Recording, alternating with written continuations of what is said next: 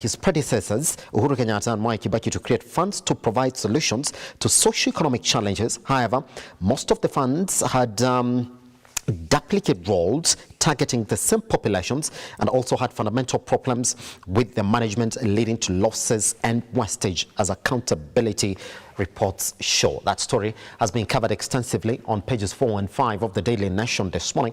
So once you grab yourself a copy, you're essentially going to see exactly what is covered there. By the way, since I'm here alone today, I can actually take you there so we see at exactly what it is. At a glance, that story has been covered, by the way, on page 4. I'm there. They're saying that President Ruto is continuing a tradition by past administrations to create funds to provide solutions to various social economic challenges. But experts say they haven't always lived up to their billing, as accountability reports show, and there aren't really a panacea for all the social economic challenges for a government that is keen on prudent public finance management. That's the question they're asking. Is it going to go in the same direction? Because they're saying the housing fund is not essentially a special fund within the economy. We've seen other presidents introduce these particular funds that are supposed to deliver results and within the economy, and all of them have been riddled with corruption scandals. So is it going to be the same case for some of the funds that indeed the president is headlining? By the housing fund, again, is essentially just what the Finance Bill 2023 has really caught the eyes of majority of Kenyans and members of the civil service within the country, who are fighting it vehemently and promising the president that they will go to the streets if indeed it is passed. Good. Let me just get for your quote here by Mr. John Mutua. He's saying it's becoming a fashion for every government to set up funds, and it's a lazy way of tackling problems. But it is obviously very popularist. Is it going to go the same way then? That's exactly what we have here. And on the sidelines of the front page of the Daily Nation, we were saying there how now CIM MCAs voted 38-1 to kick out the deputy governor. That story has been covered on the back page of the Daily Nation. This is the story that House has formed a 14-member special committee that will investigate the allegations that have been then fronted to, against CIM Deputy Governor, that is William Oduol, who's been accused of working with the Kenya Kwanza government. That's essentially what the allegations say, that the CIM Assembly has passed a motion to impeach Deputy Governor William Oduol with 38 ward reps voting in favor of his ouster and one against. In the motion that was tabled by Assemble MCA Gordon Onguru, Mr. Oduol was accused of gross violation of the Constitution and other laws, abuse of office, gross misconduct, and misleading the public by giving false information. That's essentially some of the allegations that have been thrown against one Oduor. So another story essentially that we're looking at this particular morning on the front page of the Daily Nation, which is essentially a bigger story that we're also following up in the newsroom this morning, is how Raila has now met members of parliament as Kenya Kwanza moves to save talks. That is essentially the bipartisan talks that have been heading to limbo. Read that story again on page 6. And the bigger story there is Nigeria President Bola Tinubu has now taken office during his inauguration ceremony at the Eagle Square in Abuja yesterday. Now 71-year-old who takes over from Muhammad Buhari promised to unite Africa's most populous nation and tackle insecurity. That story has been covered again on page 26. By the way, you did see former president, that is Uhuru Kenyatta, was at the ceremony, and also Prime CS Musalia Mudavadi was also in attendance representing the president of the Republic of Kenya. Fine. Let's look at the Standard this morning. Good. Now, this is exactly what we have. Ruto is facing taxes. And that's exactly what we're talking about this morning. He's facing taxes rebellion among Mount Kenya members of parliament. Now, elected leaders from the deputy president's backyard are an easy lot after attempts to make them embrace new tax measures have fallen flat. Now, locals instead want taxes reduced to make life more affordable. That story has been covered extensively on pages 4. And that's exactly what we're going to get into this morning right here on the bigger conversation on the morning drift on essentially what is is the promises that the president made versus the politics that we've seen in the government now. This is it. More unions are warning members of parliament over proposed taxes. Now what we've seen, public sectors of workers union demonstrated against the housing levy and other taxes proposed in the finance bill 2023 in Nairobi yesterday. We did see them in the streets, and by the way, we did cover majority of those stories. Now let me just give you a sample of the course that we're going to run into page 4 of the Standard this morning. Now Gathoni Wamochomba, Githunguri member of parliament, was saying that the bill is punitive and oppressive to the same hustler who gave us the mandate of representing him in government. Edward Muriu, who's a Gatanga member of parliament, saying government must restore the lot trust of the public so that they get assurance that money collected will be put to good use. Now, Murukweni member of parliament, John Kagucha, was saying, I don't understand why Wamuchomba has decided to go that route. As exactly some of those, that's Mount Kenya members of parliament who are again opposing the same bill that has been drafted by the Kenya Kwanza government. Good. That story, we're going to talk about, by the way, that conversation is going to take the center stage this morning. So look forward to that. Again, the story that we've covered this morning about Bola Tinubu taking over in taking oath of office, you would say, essentially then starting his days in office rather in a ceremony that was attended yesterday by former President Uhuru Muigai Kenyatta and Prime CS Musalia Mudavadi. Again, that story, read into it on the front page of the Daily Nation, of the Standard this morning, All right, now, again, we're talking about how county bosses now fight at the expense of service delivery. That story, again, has been covered on pages 14 and 15. That's the same story that is happening in Siaya County. Read into it, and how now, for those lovers of football, on how the EPL season had a bit of everything. Again, we're going to talk about that probably right here on the Morning Drift as well. Good. That's exactly where we are this morning in terms of your daily outlook. Now you do know exactly what it is you're going to run into this morning once you get your copy, your preferred copy, that is. Well, we take a tiny breather. Once we come back, I'll be taking you straight to the newsroom where we get to see some of the biggest stories that you are waking up to this morning.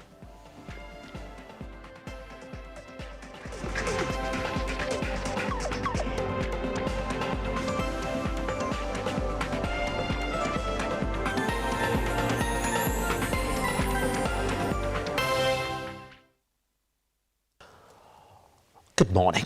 Welcome back. Now, the High Court Judge, Justice Lawrence Mugambi, has suspended Shakahola Commission of Inquiry formed by President William Ruto on the 4th of May to investigate Shakahola deaths. Now, the judge in his ruling said that Azimio has reasonably demonstrated that its case has merit, adding that the Senate Committee and other institutions are also carrying out similar investigations. Let's take a look.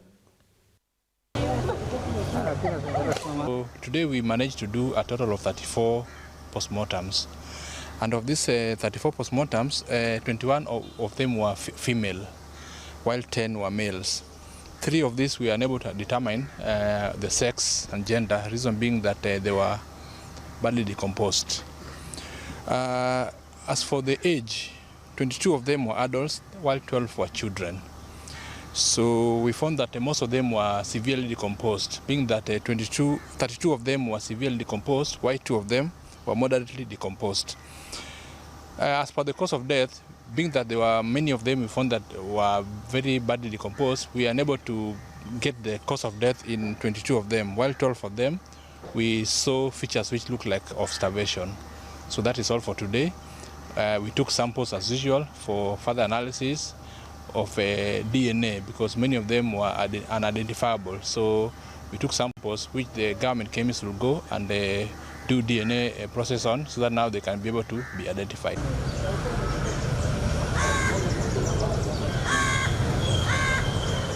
All right, let's move on this morning, where Siaya County Assembly has passed a motion to remove Deputy Governor William Oduol as Deputy Governor of Siaya County.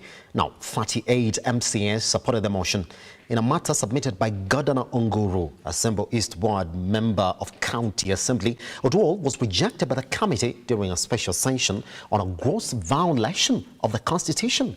and the law, abuse of office and dissemination of wrong information. Pursuant to Article 18(1) AC and Article 75 of the Constitution of Kenya, 2010, Section 33 of the County Government Act 2012 and the Standing Order 72 of the County Assembly of Siaya Standing Orders. Yes, the mover, number 4 at 2012 and the Standing Order 72 of the County Assembly of Siaya Standing Orders. Mr. Speaker, sir, in consideration of the provision of Article 73(1)(a), Roman 3 and 4 of the Constitution of Kenya 2010, hereby as the Constitution insofar as it connotes the manner in which state officer is expected to exercise assigned authority. Mr. Speaker, whereas Article 71(1) of the Constitution obligates a state officer to behave in all sense in a manner that devoid of compromising public or official interest in favor of personal interest. Mr. Speaker, sir, aware that a state officer, having taken and subscribed to oath of office pursuant to Article 74 of the Constitution, is duty-bound to adhere to the values and principles of public service as espoused in the Article 232 of the Constitution, most importantly, practice of equitable provision of services. Me being part of the assembly, I was given 300,000 shillings. Mr. Speaker, how I wish the person who gave out this information can vividly come out and prove who and who were given money and for which purpose. But for the sake of decorum, for the sake of respect, people must respect this house. Therefore, I beg to say no. Thank you, Mr. Speaker. To say that I think the decision for Honorable Ngoro to bring this motion was timely, that now the Deputy Governor has the full time to try to now convince the House, because we still have about 2 or 3 steps.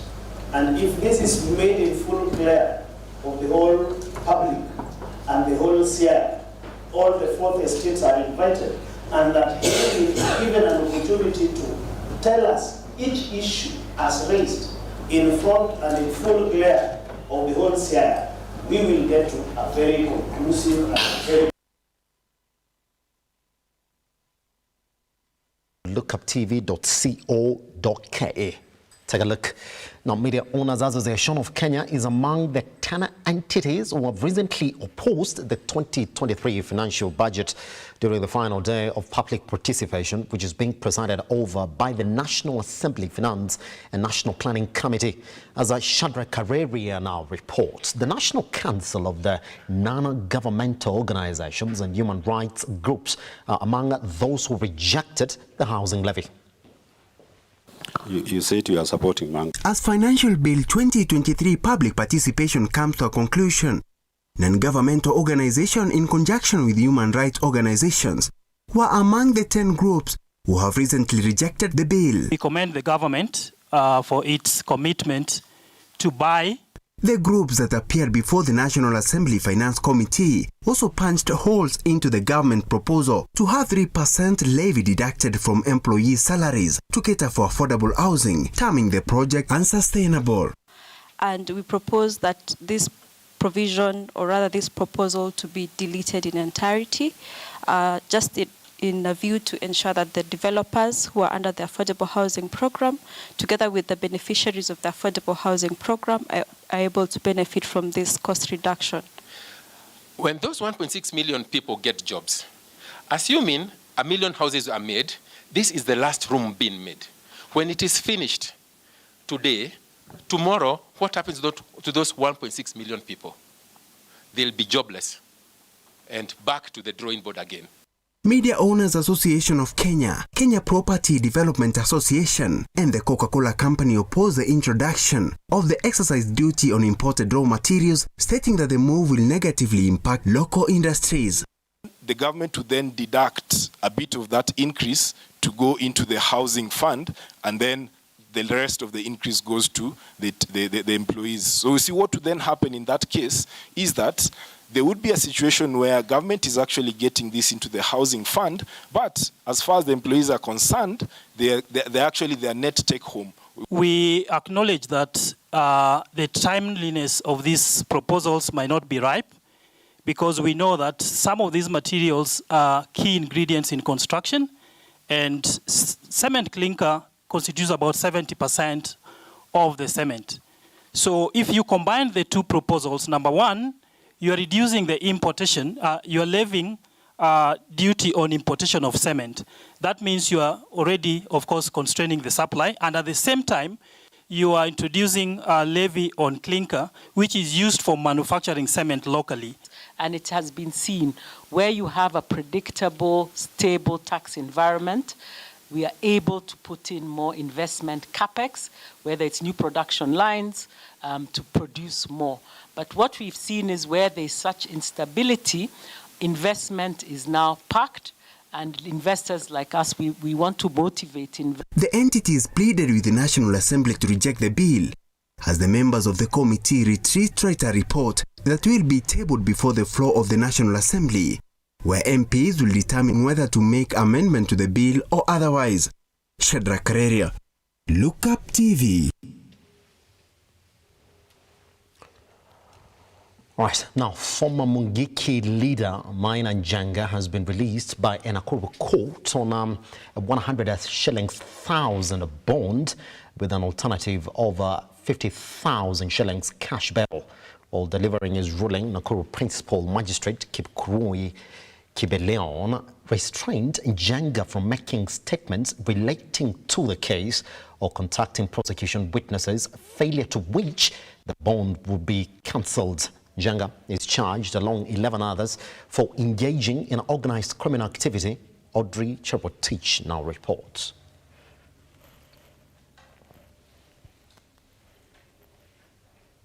Another court appearance, former Wangechi leader Maina Njanga presented himself to the Nakuru Law Courts Monday morning after a directive by the Directorate of Criminal Investigations last week.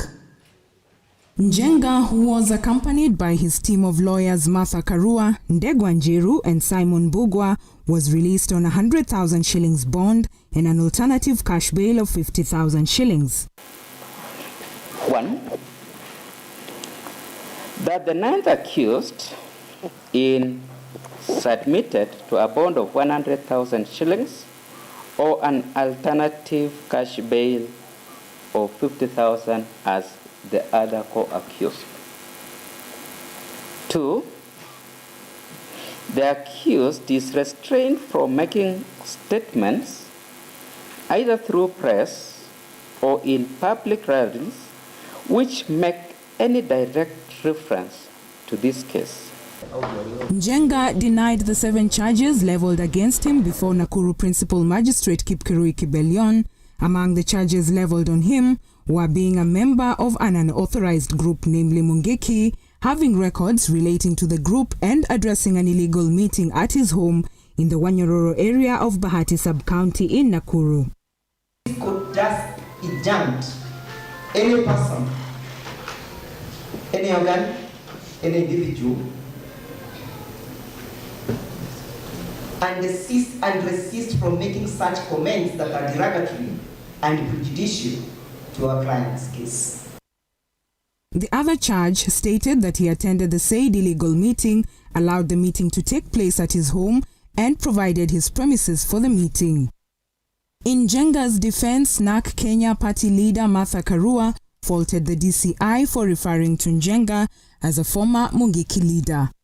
That an accused is presumed innocent until proven guilty, but I brought that angle for you to see that even the police know he is a former leader of such an organization.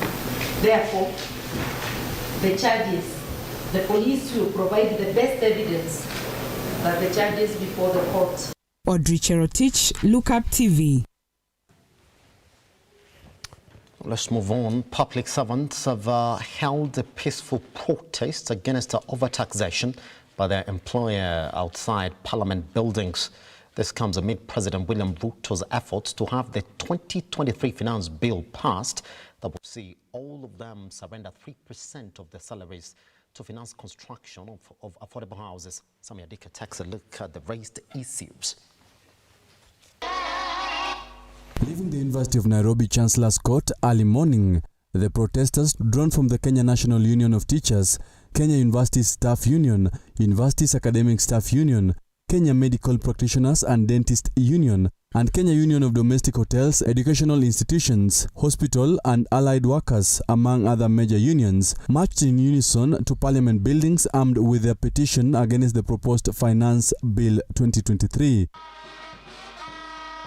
According to the union heads, the bill will greatly hurt those earning little income as opposed to those with good paychecks. Earning a salary that is beyond 80,000, their percentage is coming down. And naturally for the members of parliament, they are paying 0.003%, not 3%. Hawa watu wanatulagai. Sisi kama hasla hapa chini ndio tunabeba mzigo wa housing levy. Na tunakataa, no to overtaxation. The leaders have also vowed to fully engage their union members in negotiating for better terms as opposed to the previous cases of cowardice. There will be no room for taking envelopes. Everything we are doing for you must be done on top of the table. We don't want secrets when you are dealing with the workers, and especially when you are targeting workers' money. Your money is your money, and nobody should touch your money without consultation. However, the House has been cautioned against passing the bill, with the union heads threatening to fully run the protests until the government takes into account their pleas. Ambia wabunge wetu, sikizeni ground. Sikizeni ground. The ground is saying no. In the unlikely event it goes through, the strike will be on the next day. Yes.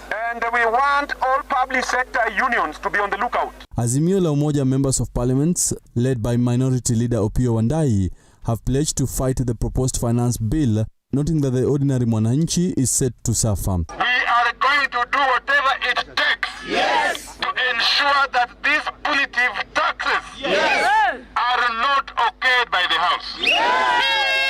We are going to ensure that this finance bill 2023, yes, does not see the light of the day. Hii bill iko na madhara mingi sana. Sio mambo ya housing peke yake. Iko na VAT ya mafuta, iko sijui na VAT ya nini, sijui iko ushuru ya insurance, sijui iko. Sasa mnataka kuishi mkiwa kama mmeweka magoti chini. Wangapi wanakubali hiyo? With the ball now thrown on the court of MPs, the civil servants are now counting days before they fully suspend their services until they are fully heard. Samedika, Lookuptv, Nairobi. So the president is made himself on this particular one. It's just for us to watch and see exactly what happens next. Already on the other side of the studio then, to get into this conversation this morning, I can already see Paul Masharia and also Callistus Wafula, who's the national chairman, Jane Network Lobby Group. They're going to weigh in on exactly where the government finds itself. By the way, this morning I've read for you a section of Mount Kenya members of parliament where the government enjoys majority of support. There are already members of parliament that are questioning the Finance Bill 2023 on this basis that you came in promising a hustler government. A hustler government is not a tax government. Let's take a break. Once we come back then, we get into that conversation this morning online and Lookuptv across all your social media platforms. I am at Simba. Good morning.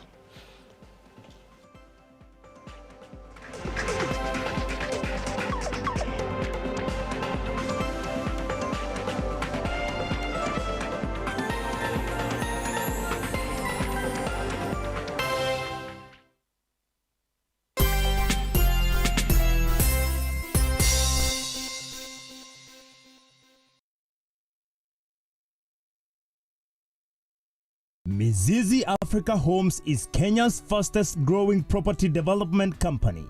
We offer home and investment solutions that are cost-effective and of the highest quality. If you are an aspiring homeowner, look no further than Mizizi Africa Homes for the best competitive rates in town. Introducing our new project at Bustani ya Mizizi in Malindi, a prime property with close proximity to Malindi Town, Sandy Beach, international hotels and airport, private, public schools and hospitals, commercial area and police stations, fertile land, well drained with a perimeter fence all round, sufficient borehole and county water, electricity and man-made water harvesting dams for farming and fishing. Retire mapema bila pressure and grab yours today. An 8th acre at only 99k with ready title deeds. For installment payment, deposit 50%, balance in 6 months installment. Financing option available. Bustani ya Mizizi in Malindi. Mapema ndio best. For more information, contact us on 020-790-2215 or WhatsApp us on 0742-112-215. www.miziziafricahomes.com and email info@miziziafricahomes.com. Our offices are at Westlands, Watamu Court, Room 3, opposite Sarit Center. Mizizi Africa Homes, together building a solid foundation.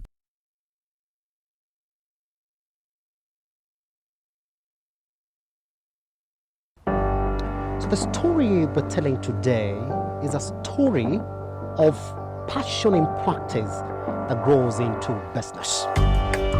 We have partnered with the Youth Fund, talk to as many youth as possible and work with them all their hand. It is an expose of captains who have decided to take on challenges in different sectors and industries within the country.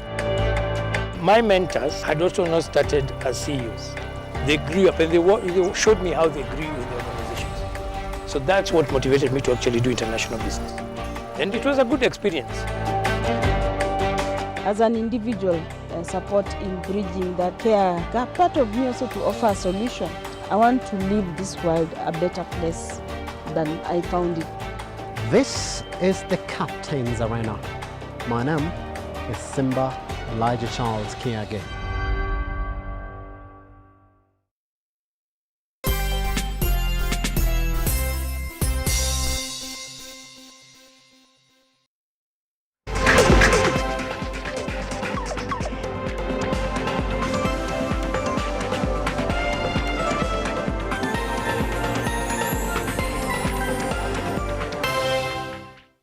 All right, the conversation this morning is on promises versus politics. That's where we are.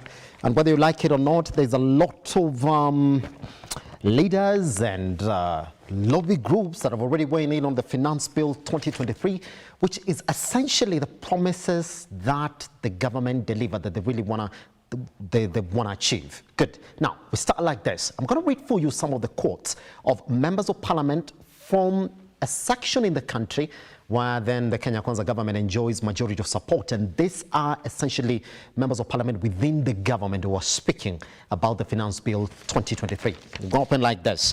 I've got this particular quote by Gathoni Wamuchomba, who's the Githunguri member of parliament, who's saying the bill is punitive and oppressive to the same hustler who gave us the mandate of representing him in government.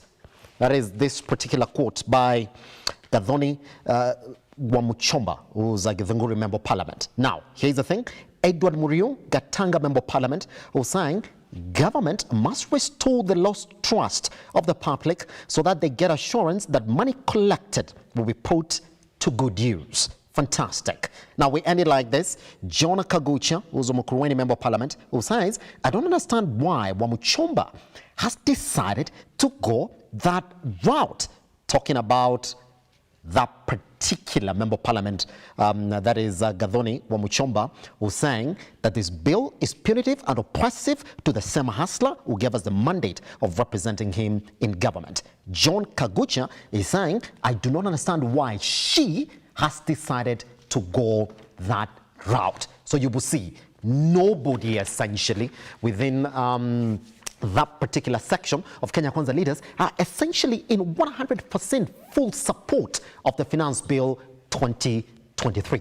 So now you do know that this particular bill is going to go back to Parliament, and all eyes then on these members of Parliament were speaking here about the split now that we're reading as regards this particular bill. Which way is it going to go?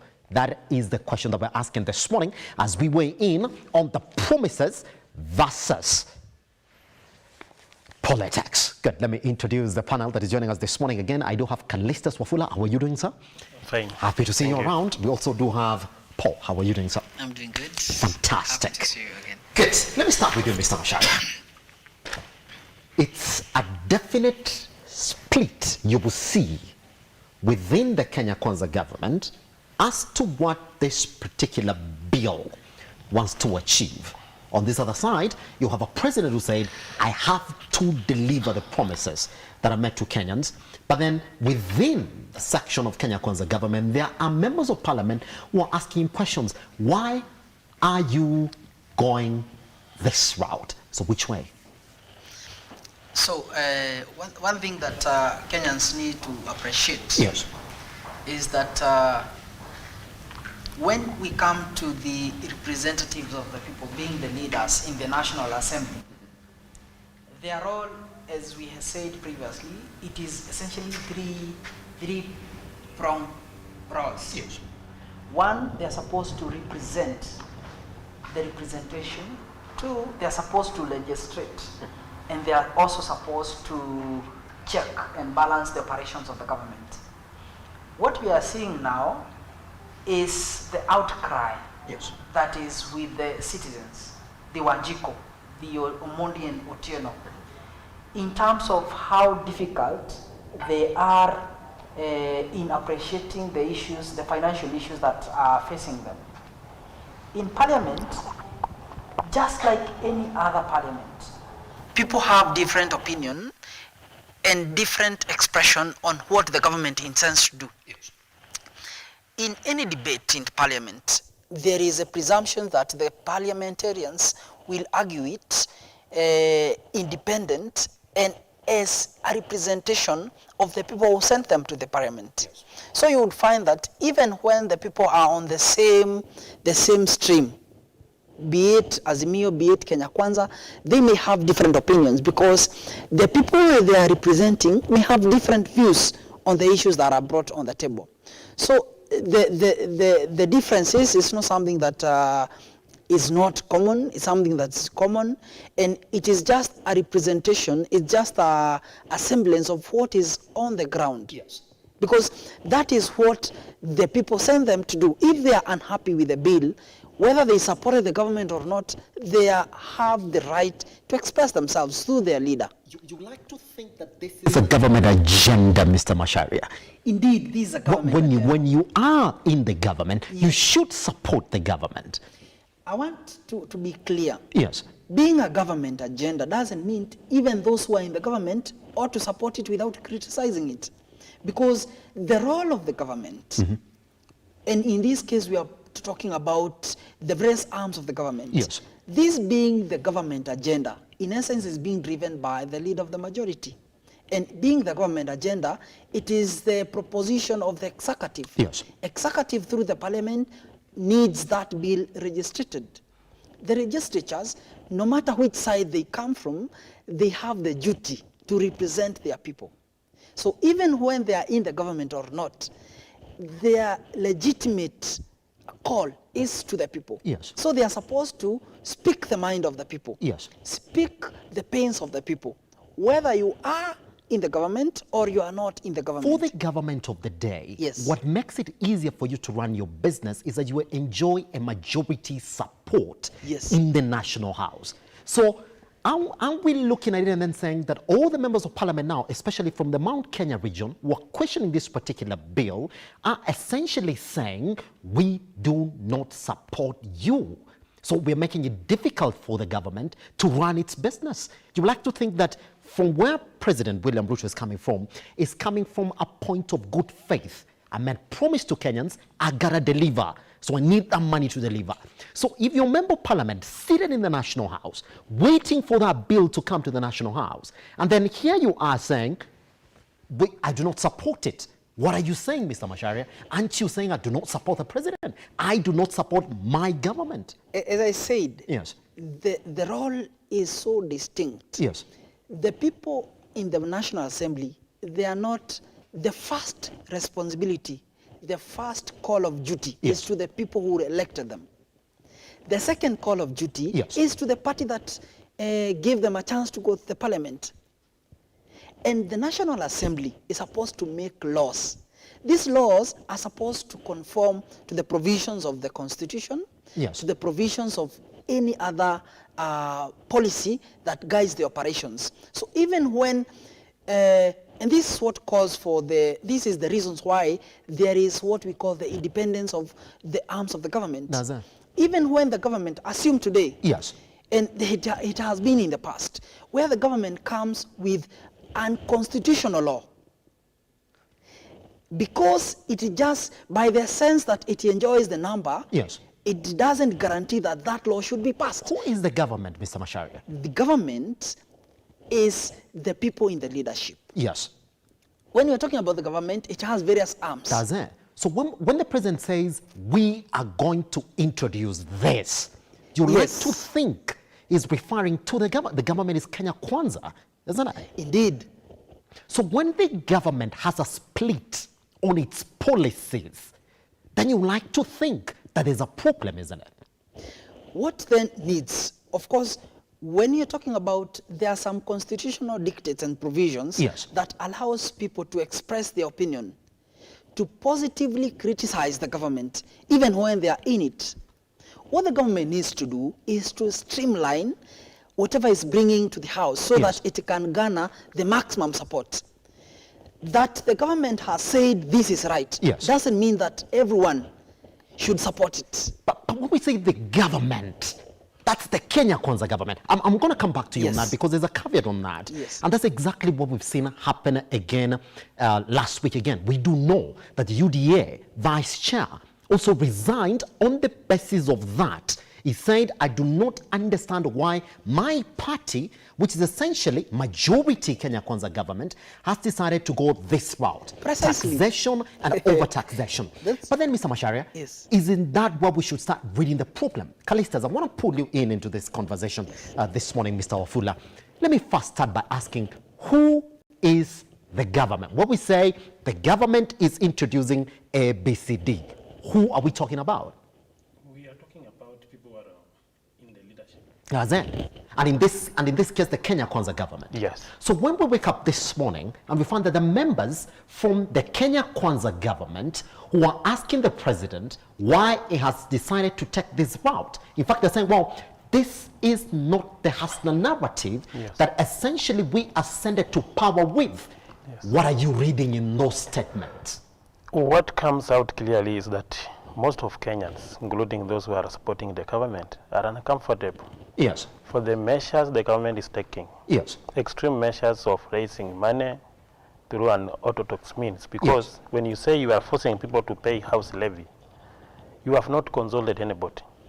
And that thing violates, infringes on the rights of people. Yes. Because you cannot slash my salary and I have not asked you to build a unit for me.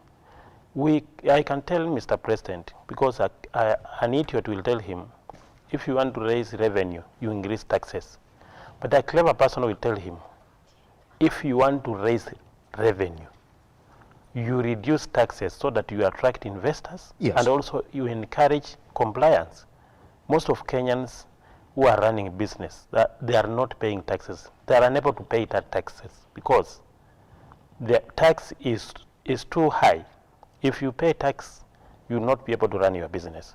So President should put in office people who understand what economy means, because you cannot raise a tax rate to increase revenue. Yes. And when you look at our production, the general national output, it is reducing each and every year. So what is the government putting in place to encourage industrialization? There is nothing that they are doing about industrialization.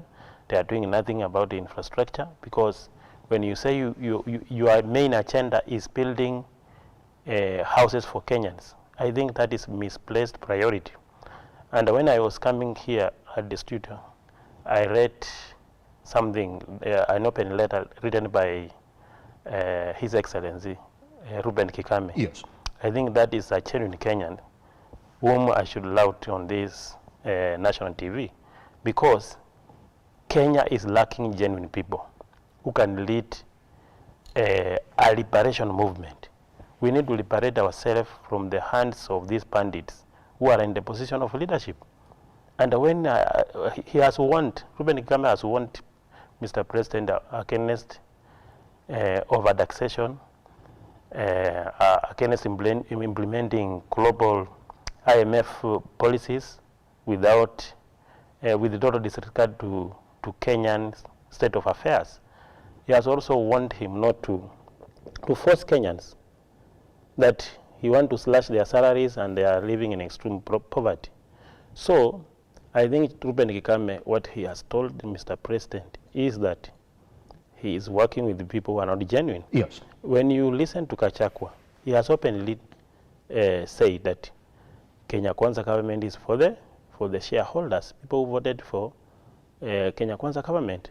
And it is so unfortunate, because even those who supported Kenya Kwanza government are also facing the same problem others are facing. Yes. Who do not support William Ruto. So what I want to tell Mr. President is that whether you say this is a government of shareholders, the shareholders are not seeing the benefit of having you in office. So he need to rethink. And me, I think the best way is that Kenyans to raise up and to fight against those people who are proposing extreme measures that affect our economy. You cannot say you want to slash my salary, you build a house for me. And that is not part of our problem.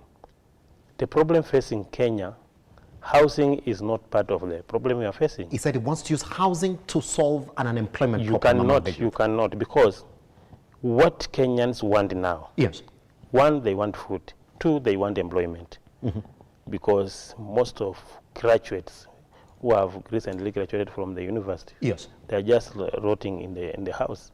So I'm telling you, if we want to help this country realize its economic achievements, he needs to encourage. Let me ask you, if you have a government land, if you have two government, one is building houses for the people, then the one is donating that public land to an investor who is helping the country. Because this an investor will come and put an industry there. After putting a factory, you'll be able to employ people. People will construct their houses. So housing is not our problem. In fact, we are living in good houses. Pretty much.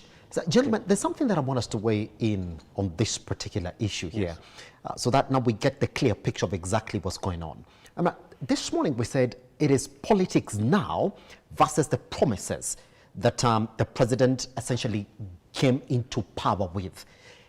We have to agree, Macharia, that our politics are also growing.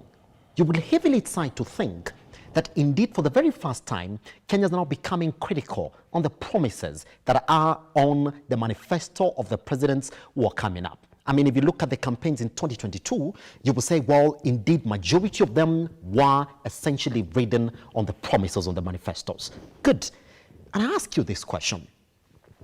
You have one UDA vice chair who's saying, well, man, we came on this, on the promise of a hustler government, a government that is essentially going to look at the pockets of the hustlers. Good. and is questioning that doctrine now when all of a sudden people are questioning, well, you see, you guys are heavily now on taxes. Good.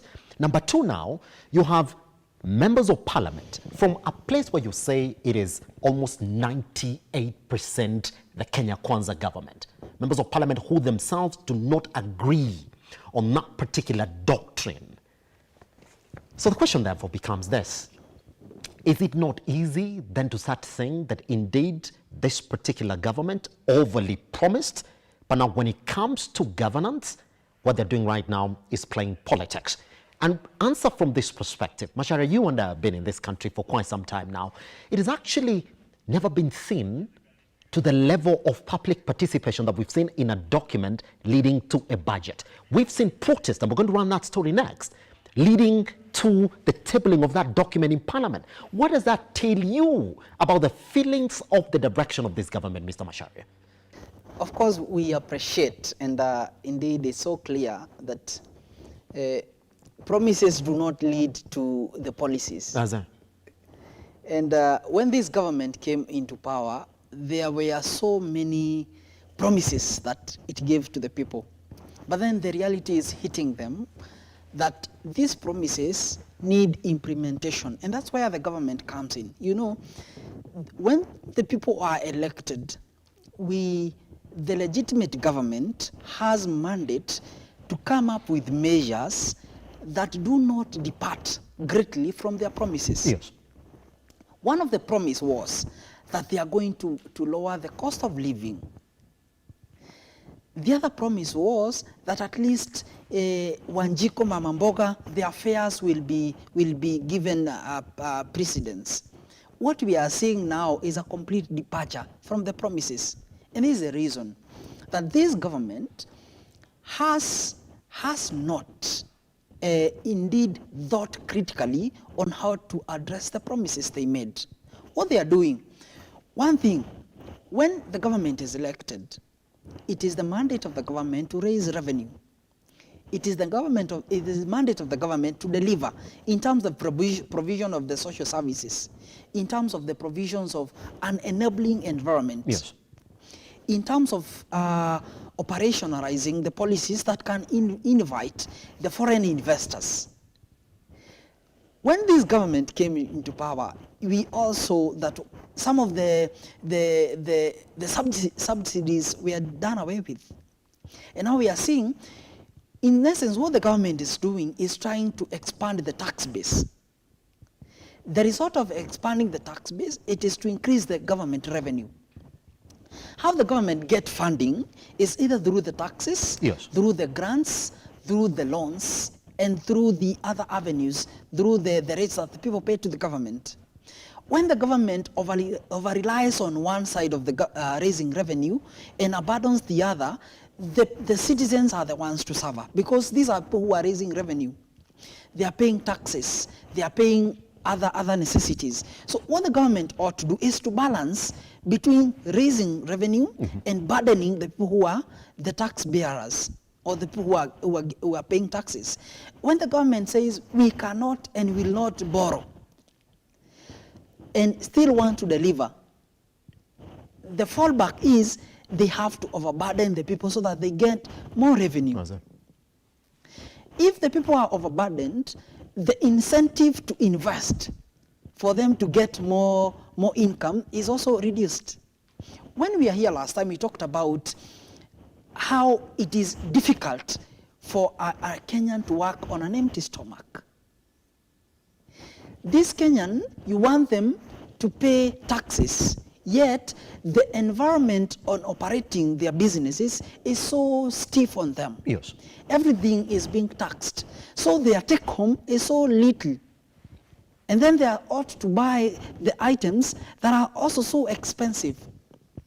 So the government needs to balance. Of course, we all agree that the government needs to deliver. And this is what we call the welfare government. In discussing the natures of and the types of government, the welfare government is the one that tries to satisfy the welfare of the people. But even in doing that, yes, even introducing taxes, sometimes you find that some government tax the rich to satisfy the poor. But then what incentive are you giving to the rich that you're overtaxing? You know, the rich are the ones who are generating income. If you overtax them to introduce a policy, what incentive are you giving to the rich? And what motivation will the poor have in working hard to get rich? So it's a very delicate balance, and the government is really in a fix because it has to deliver, and it has to, for the government to deliver, it has to raise revenue. For the government to raise revenue, there are various avenues. What my advice would be, it should not overburden one avenue of raising revenue. If it is to increase taxes, then it should see how it should subsidize some of the basic commodities so that even as much I'm getting, my take home is little, at least I can be able to afford food, I can be able to afford fuel, I can be able to afford unga and other necessities. If that cannot be done, then reduce on the taxes that as much as my take home is small, I can be able to manage myself. But as much as the cost of items is high, the taxes are high, Kenyans are going to revolt. And one of the contentious issues as we move on is that when we were here last, we were talking about the rights of employees. Mr. Macharia, I want you to take a tiny breather on that because we're going to talk about that once we come from this break because it's indeed important then for us to get perspective. I want us to go for this tiny breather. Once we come back then, is essentially going to pick on that point because the employers and civil service unions, by the way, they've promised they're going to the street. And this week, yesterday, to be specific, we've seen some of them on the street. We're going to come back on that story. Mr. Macharia and Mr. Wafula are right here as we delve into this particular issue. The tight balance between now playing politics and delivering on those promises.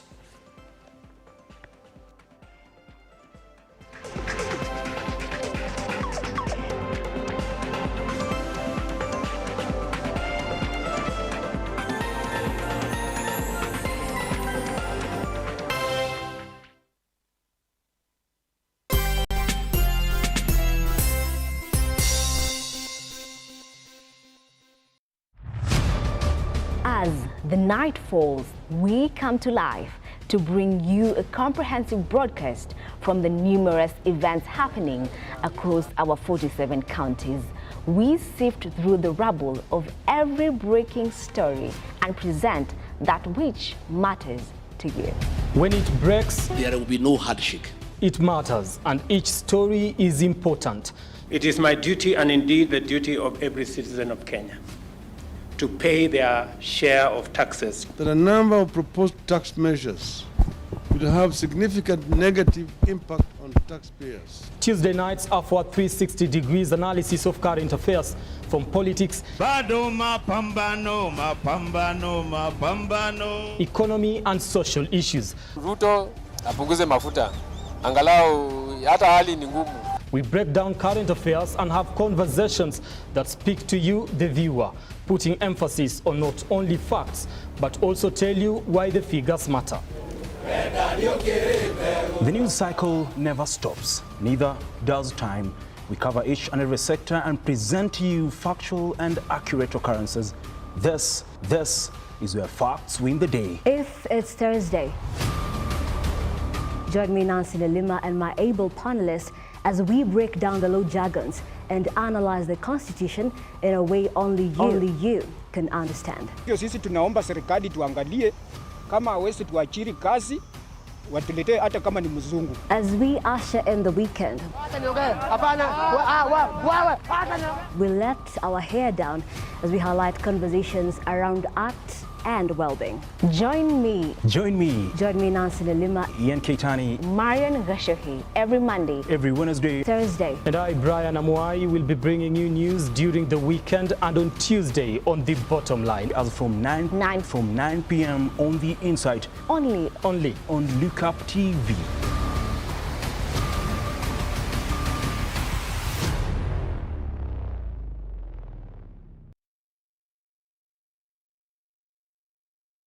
Today we are hosting the Lotto Foundation as they do a food distribution to the community. The community involves people from Huruma. Huruma is where we have the home for the aged, so quite a population from the home. are getting the gift packs. Most of our children come from Githogoro and Huruma. These are informal settlements. Honestly, these parents have not been working. The number of children that will come to me, even the ones who are not in school, and tell me, Mwalimu, we have not fed for 3-4 days, is quite huge. So this will go a long way. A family that has not fed for 3 days, they will at least get a meal. We also thank Lotto. This is the second time that you're coming, and it always makes a difference. It always makes a difference. Thank you for your help. Together, we are changing lives.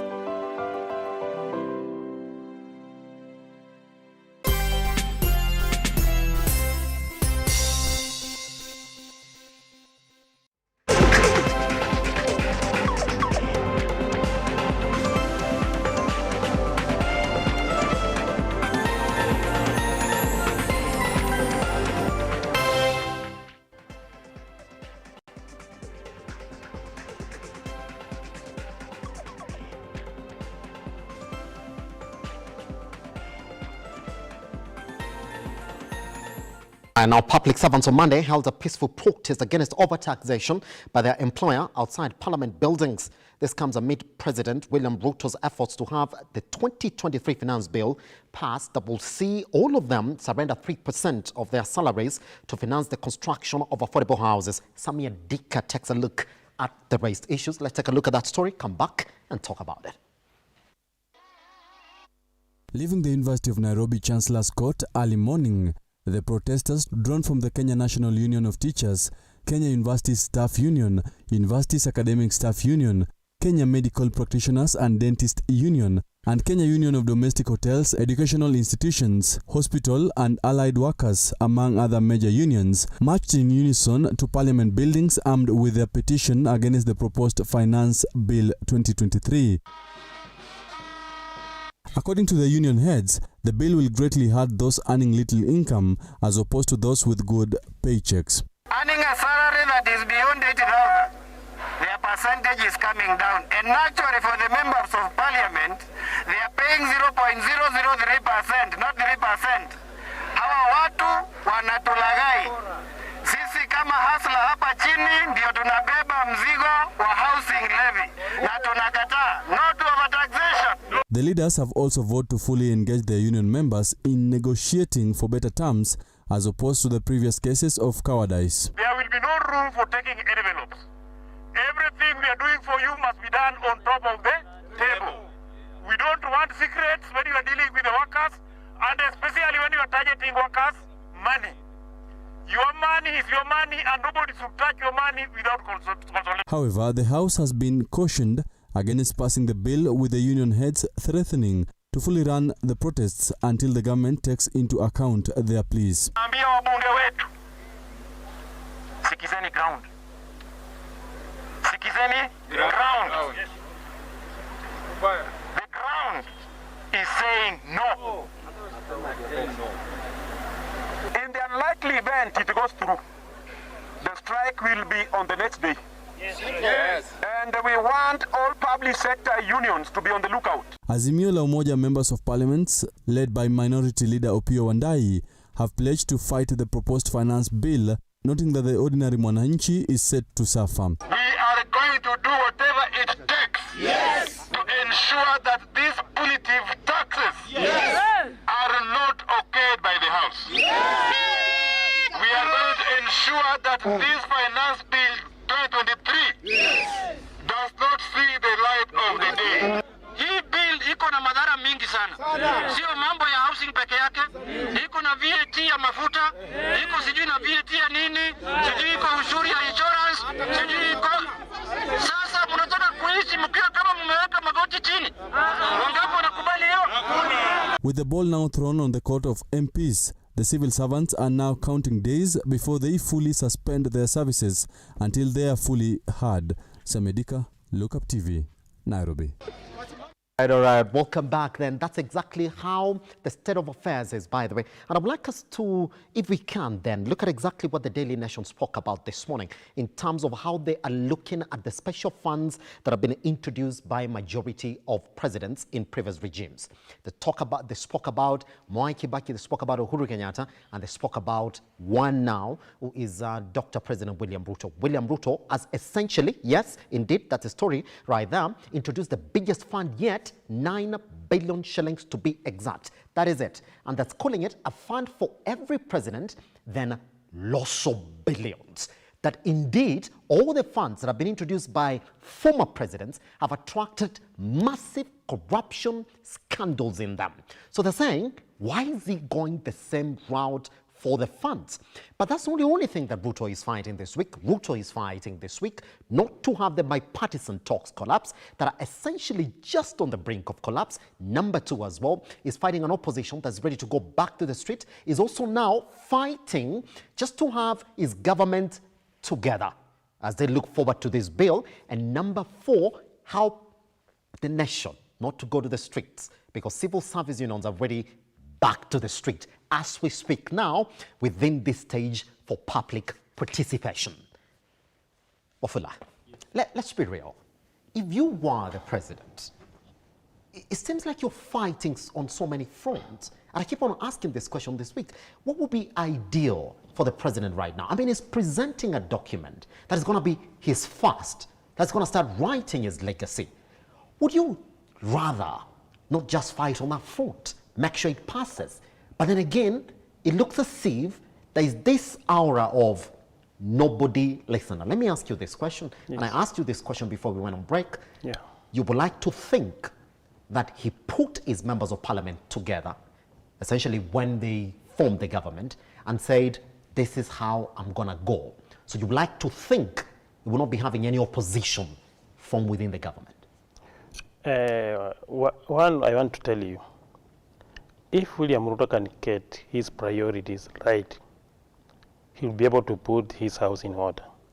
But what he's facing is pushing the members of parliament who are in his side, yes, to support something that is not, most of Kenyans are against.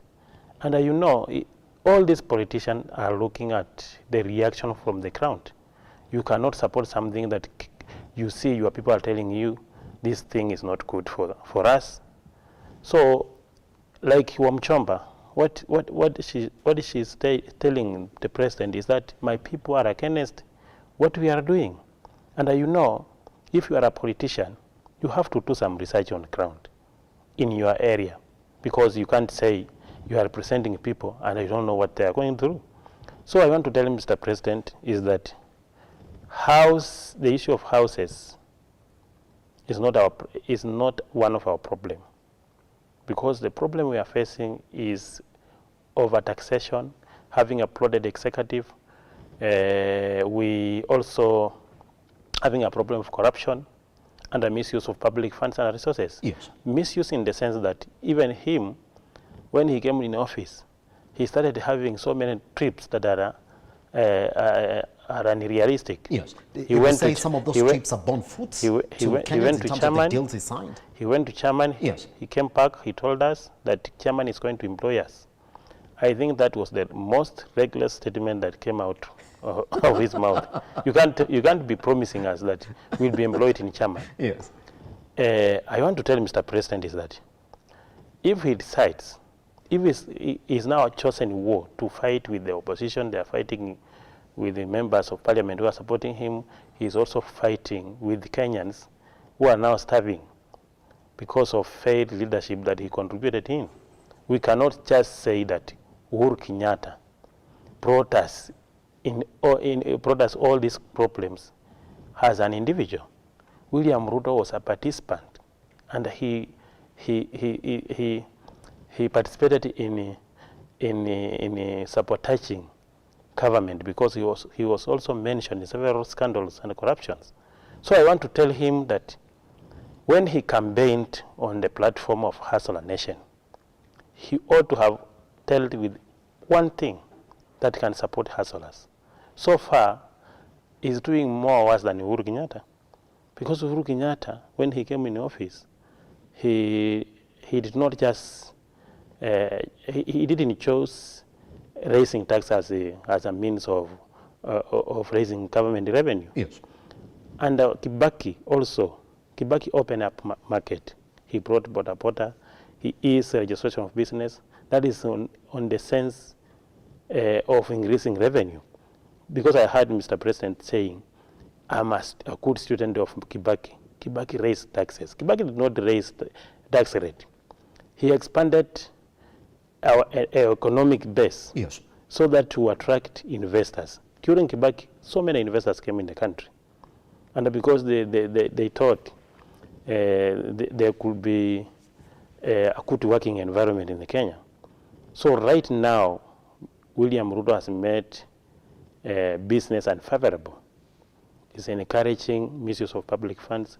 It's encouraging overspending of government, yes, through petty cash. All his ministries, and including the CAS he created, and having offices of first lady, first daughter, this in the name, wife to the CS, prime CS. That is not a hustler narrative. Yes. He's championing for something totally different from what he was preaching while he was on a campaign trail. What do you think has changed? What do you think has changed? There's nothing has Mr. changed. Afula. In fact, we are changing from worse to from the bad to the worst. Is he not told us what's changed? That he went to a government thinking that things were in order, but then he found that essentially the previous regime messed it up completely for him. So that's why even the prime CAS is telling us, well, you gotta wait for 3 years, give him more time for him to deliver. Just few weeks ago, yes, the president told people that we are reducing price of unga. It is now 170. Yes. It's going to be 100 shillings. Right now, the price of unga is 240. Yes. And I told you while I was on this show, I told you that there is nothing that the government has done to reduce the price of flour. Because you can't, as a government, you can't work secretly. Whatever the government is doing, Kenyans are aware. If you have reduced tax, on maize, or we have revoked some of the levies that the government has been levying to the people who are producing flour. Yes. That could be explained. But you can't tell me that we are reducing the price of unga and you have not told us what you have done as the President of the Republic or as a government. So he has been lying all through. During the campaign time, he lied to us that he will support hustlers. He's now oppressing hustlers more than Uhuru Kenyatta. Now, I want to tell him, on finance bill, if these parliamentarians will pass that thing, then he will have hard time. In fact, he needs to tell them not to pass that bill, because that one will give him an avenue, yes, to rescue himself from this mess. Yes. You can't champion for something that is against the people's will, because our constitution gives people their rights. You can't violate my fundamental rights, like rights to slash my salary.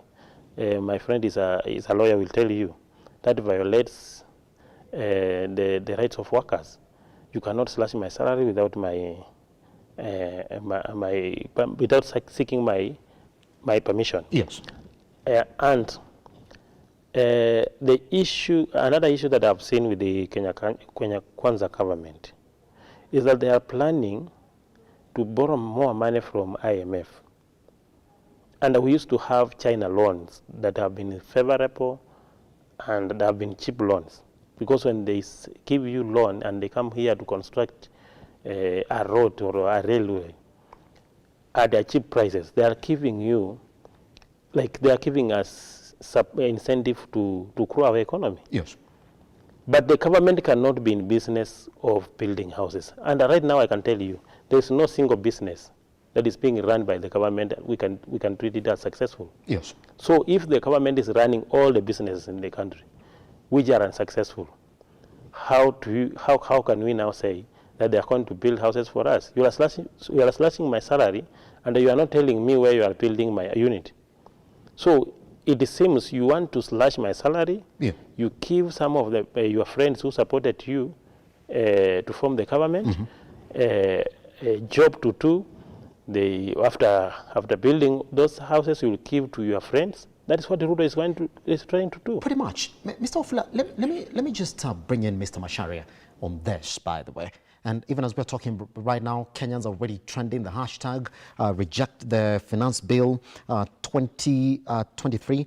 One of the most key speakers around this area is lawyer Miguna. By there, let me just read his quote this morning, saying, pull back and listen to Kenyans, withdraw the finance bill 2023 and postpone the implementation of the housing levy. That's exactly what is getting represented here. Number two, there is also now essentially two sides that have developed in this conversation for the finance bill 2023.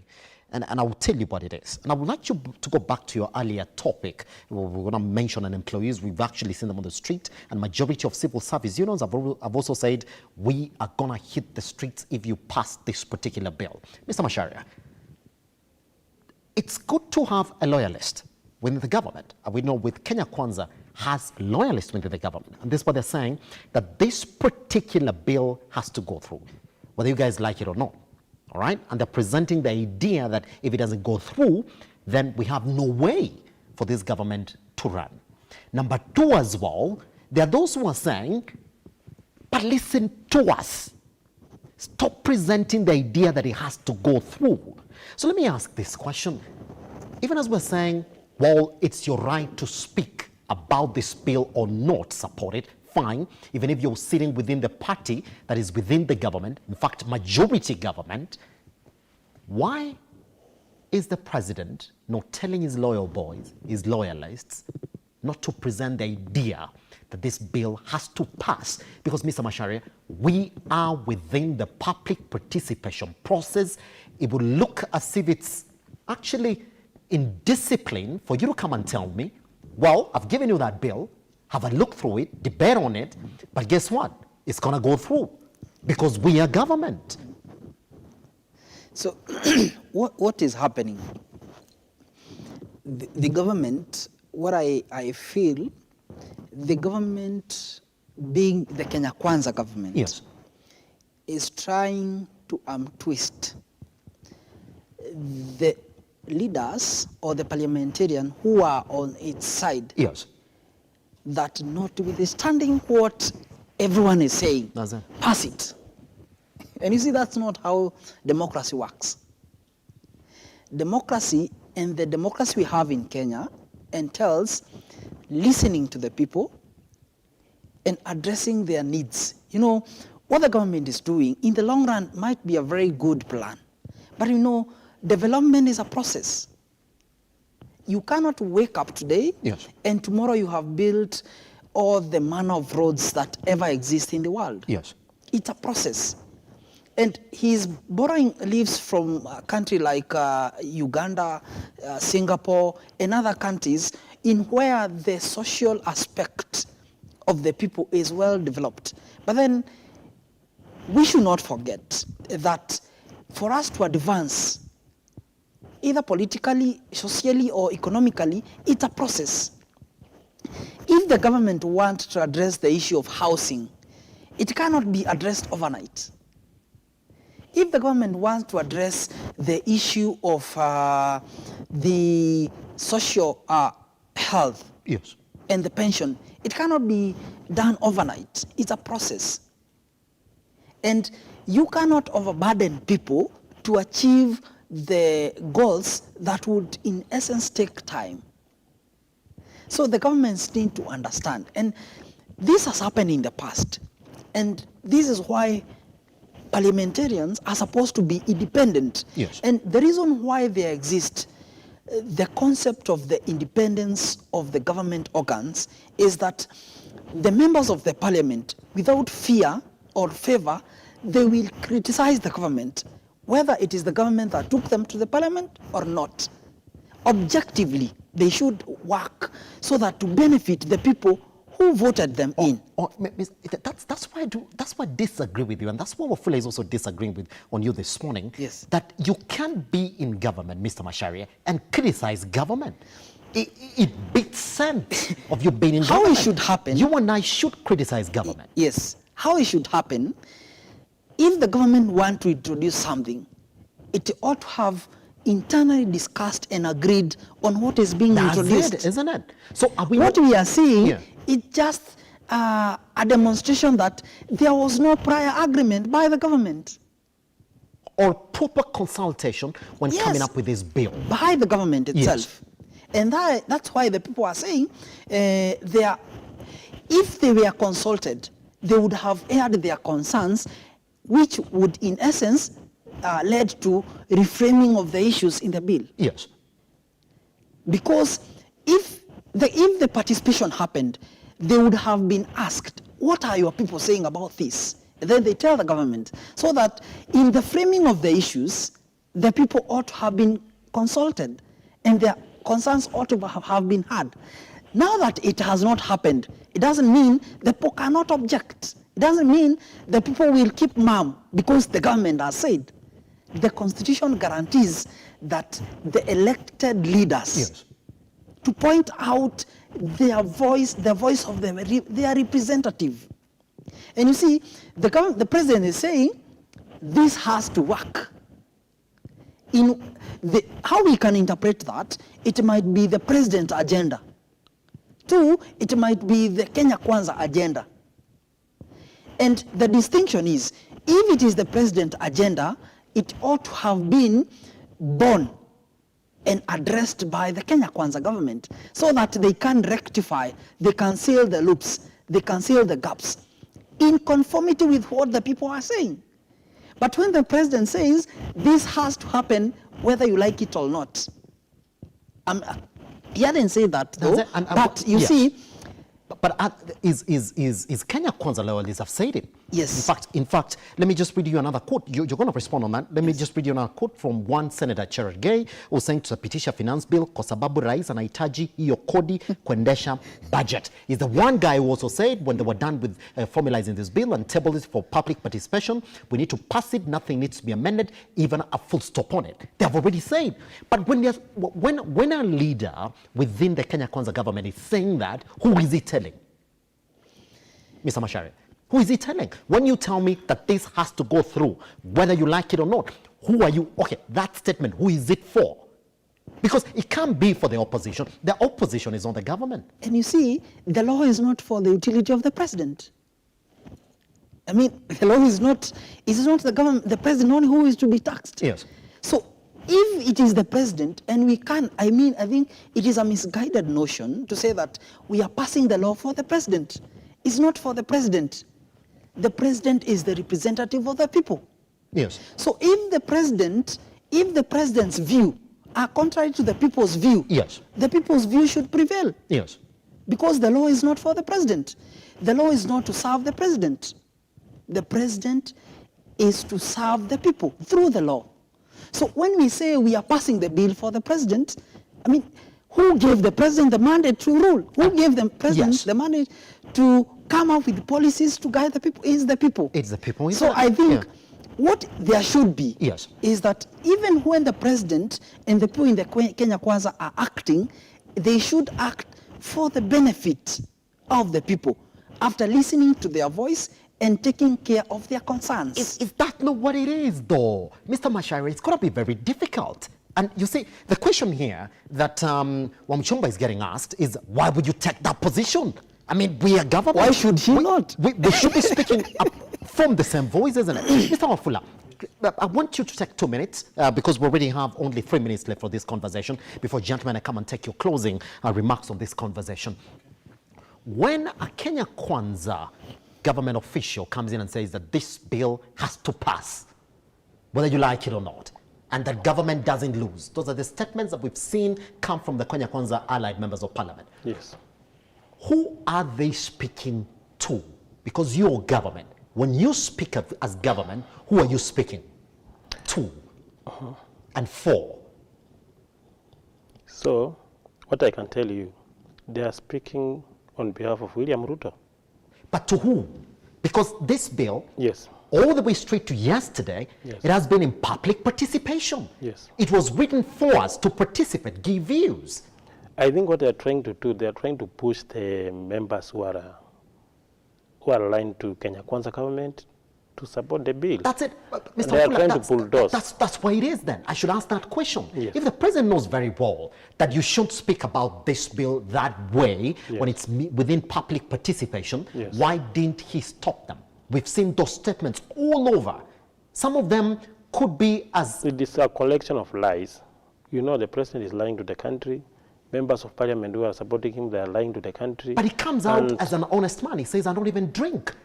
I've thought about this particular one in a clear and concise manner. Isn't Missy Mulevi in the organizing budget? He's even telling you that I've drawn this budget from Mwai Kibaki's lessons. But I'm telling you, even Mackenzie, he doesn't take alcohol. And in fact, we are trying to, we will end up investigating people who doesn't take alcohol. But actually separating the mind. Mr. Wafula, 1 minute before take your closing. So I want to tell you, my friend, is that Kenya Kwanza government has not addressed the issues they promised Kenyans to address. Yeah. They have not supported Mama Mboga, they have not supported Mutu Apoda. Yes. They are now coming up with their finance bill, which is going to impoverize people. Yes. Because if you are taking money from the people, yes, in 45 you cannot seconds. say that is you are increasing income. In fact, that is you are now making them to making their life miserable. Mm-hmm. So I want to tell Kenyans that this is the right time. We need to rise up. We need to stand against this government, and we need to prepare someone to take over from this current regime. Because when you look at the opposition, they also seem to be disorganized.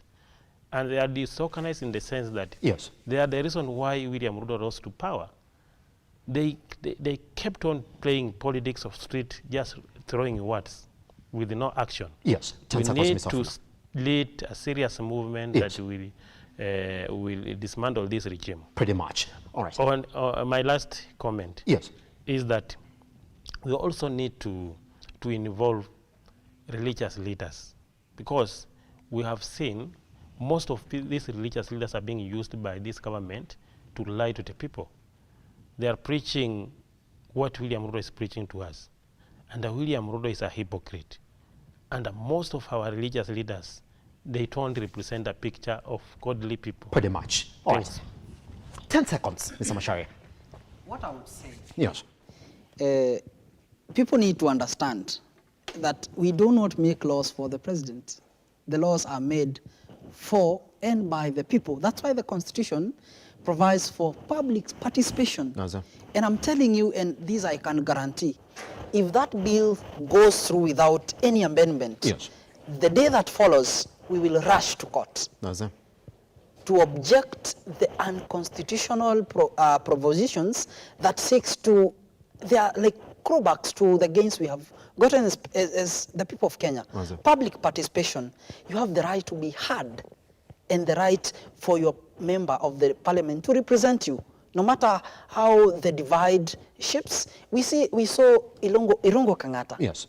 He wrote openly to the president when the indoors could not solve the issues. He came out publicly. Yes, So this is what I'm saying. Mm-hmm. And if the government of the day will not address the issues raised by the people, that will happen. And it has started happening. Pretty much. So the earlier they deliberate on the issues, the earlier they take serious the concerns of the Kenyans, better for them. Otherwise, they will keep on fighting from each front, and which is not beneficial to them. Gentlemen, thank you very much for coming into the studios this morning. Take them back online to the time that you joined us in the studio at Lookuptv across all your social media platforms. And thank you very much for watching this morning as well. We take a tiny breather. Once we come back, I'll be joined by different guests this morning as we look at other issues within the economy. Good morning.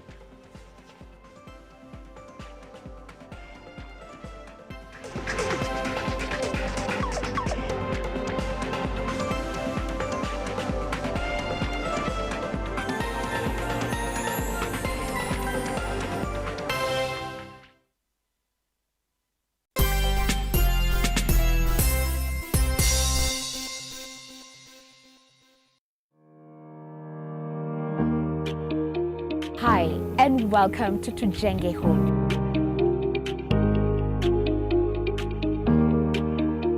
Your number one show when it comes to all things architecture, real estate, property development, interior design. You get it right here on Tujenge Home. When the food is ready.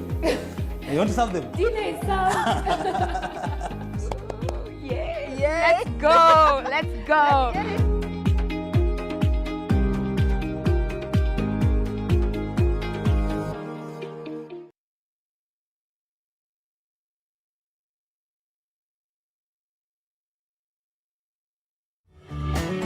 Beautiful, wonderful, glorious. We are having the show that we share entitled Shepherd Voice. I'm waiting for you to get me to Kenya. That's what I'm waiting for you. God is the source of every blessings that flow into your life. And I know that God is going to bless you and to do a new thing. Pray. Pray.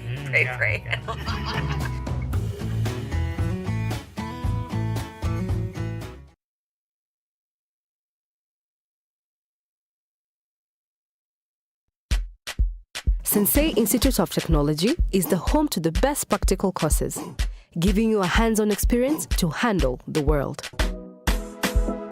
For you to join us, ensure you have your national ID card and be ready to enjoy the ride. Sensei College, my skills, my future.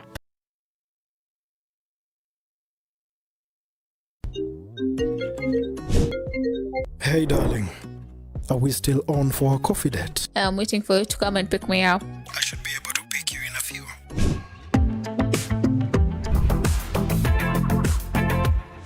It's a coffee yogurt date? It's not just a yogurt, it's royal coffee yogurt.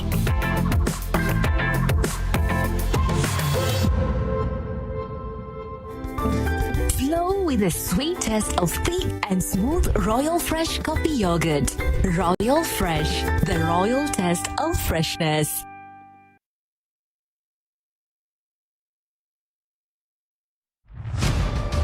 As the night falls, we come to life to bring you a comprehensive broadcast from the numerous events happening across our 47 counties. We sift through the rubble of every breaking story and present that which matters to you. When it breaks, there will be no hardship. It matters, and each story is important. It is my duty, and indeed the duty of every citizen of Kenya, to pay their share of taxes. There are a number of proposed tax measures which will have significant negative impact on taxpayers. Tuesday nights are for 360 degrees analysis of current affairs, from politics, economy and social issues. Ruto apunguze mafuta. Angalau hata hali ni ngumu. We break down current affairs and have conversations that speak to you, the viewer, putting emphasis on not only facts, but also tell you why the figures matter. The news cycle never stops, neither does time. We cover each and every sector and present to you factual and accurate occurrences. This is where facts win the day. If it's Thursday, join me, Nancy Lima, and my able panelists as we break down the law jargons and analyze the Constitution in a way only you can understand. Sisi tunaomba serikali tuangalie kama hawezi tuachiri kazi watuletee hata kama ni mzungu. As we usher in the weekend, we let our hair down as we highlight conversations around art and well-being. Join me, Nancy Lima, Ian Keitani, Marian Gashohi, every Monday, every Wednesday, Thursday. And I, Brian Amuai, will be bringing you news during the weekend and on Tuesday on The Bottom Line. As from 9 p.m. on The Insight. Only on Lookuptv.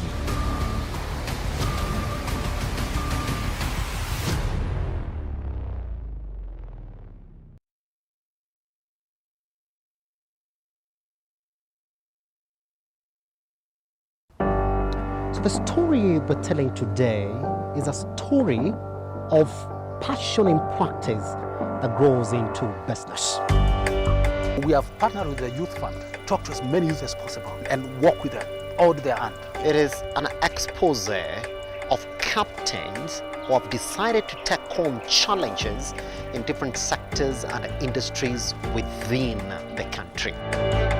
My mentors had also not started as CEOs. They grew up and they showed me how they grew in the organizations. So that's what motivated me to actually do international business. And it was a good experience. As an individual, support in bridging that care gap, part of me also to offer a solution. I want to leave this world a better place than I found it. This is the Captain's Arena. My name is Simba Elijah Charles Kiage.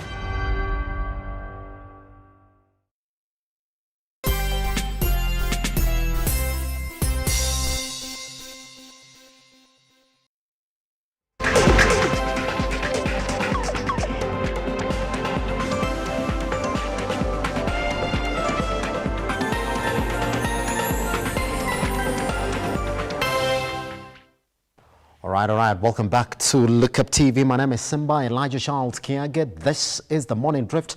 We are online at Lookuptv across all your social media platforms. I am at Kiage Simba. All right. Let's talk about what it is that we're going to talk about right here, right now, is about women in business. It's a particular topic that I'm interested in because it's one majority of developing economies within the Central and East African region are essentially recognizing the role of women within the economy. Right here in the country, we are still struggling to make numbers of top businesses that are run and driven by women, but doesn't mean that there are entrepreneurs, that there are no entrepreneurs, within the country that are making headlines everywhere you turn. So that's why it makes me happy then, every time I sit down to have conversations about women in business, to have women entrepreneurs really talking about how they've risen within ranks just to fill that space for having women-led businesses that are global. That's still an area that we need to fix, and hopefully as an economy we are going to fix it. For the next couple minutes then, let's introduce a woman in business. I'm going to introduce her like that this morning just for the sake of our topic. I'm going to introduce Wangechi, let me just get the name right, Warui, who is the CEO Bright Steps, but she just come in as the CEO Bright Steps. She comes in a different fashions as well. So I'm going to take a seat back, even as we talk about the issues around women businesses in the country and her business as well. We are going to look at her in general. Wangechi, how are you doing? I'm very fine, Simba. Happy to have you around. Thank you very much. Here's the thing, and I'm going to start from this perspective. Every time I see women in business, women in politics, women in engineering, women in something, it's both a hot and cold feeling. I keep on saying, why aren't we moving away from women in business to just people in business? Why aren't we moving away from women engineers to just engineers? Why are we not moving away from doctors to doctors as opposed to women doctors, women lawyers? It's a thing that I've struggled with, knowing very well where it comes from. So from where you come from this morning, are you comfortable for us to essentially even have a chat about women in business? The answer is simple. Yes. You know, sometimes back people used to think women are the weak sex, sorry to say. Yes. But with time, a girl child has been empowered. Yes. And that's why you find the things that people used to believe are done by men, women now have come up so well and they are doing. And that's why you hear this slogan as saying, what a man can do, a woman can do it better. Yes. So as we are talking today, I want to say, right now we do not say this is for men, this is for women.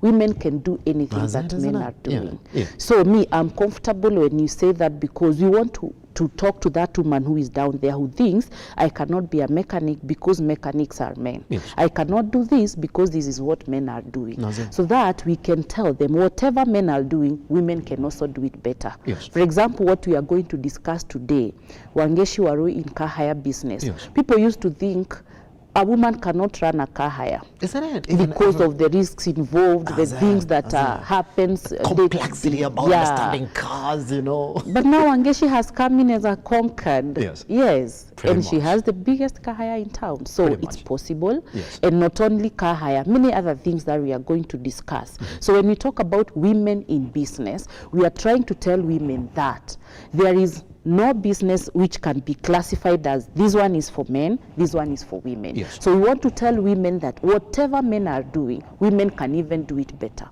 Trust me. That's it. And we are talking from experience, the car hire business. That's it. Yes. So let's start from that fashion then, the car hire business, because you're the CEO of, let me just get that. Bright I don't wanna- Steps Bright Steps, Investment, which is yes. a car hire company. And I Yes. do have your website as well. We're going to talk about this shortly when we get into that.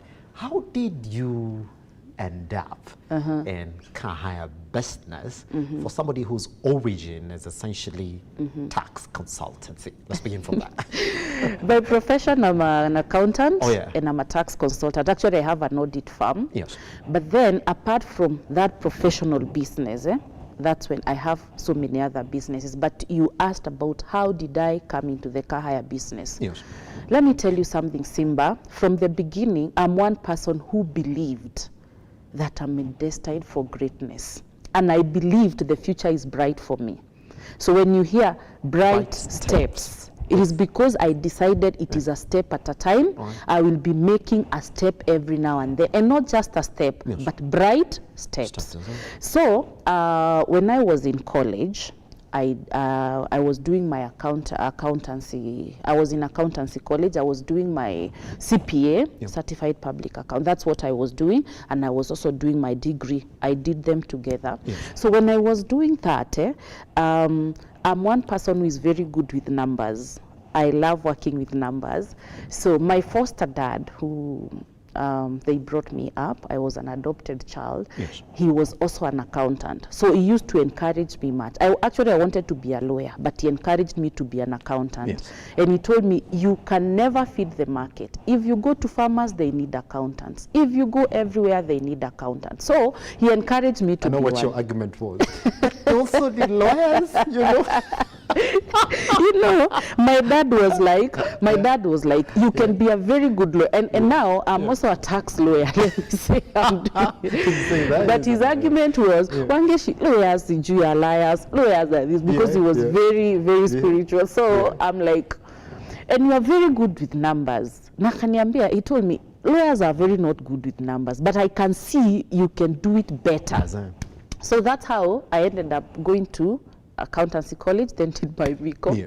Then when I was in college, Wangechi has a go-getter spirit, and she believes once you see an opportunity, you should grab it and run with it. So when I was in college, I could see the lecturers come supervise our exams, go mark our exams. So I approached one and I told him, why can't you just give me the marking scheme? I help you mark. Then he tells me, you cannot mark where you are in the same class, but I will give you for the lower classes. So Wangechi started earning. So he gives me the marking scheme, gives me the papers, and starts marking. So when I was in college, I developed a very big interest in taxation. I loved taxation. So I approached our lecturer for taxation. Is my great mentor, but may his soul rest in peace. He passed with corona. So we sat down with him and I told him where my interest was. So by the time I was finishing college, I was given a special revision classes where the ones who failed want to come for revision. So I was given them to take them through. That's how I entered into the lecturing field. And then that time I started being a freelance tax consultant.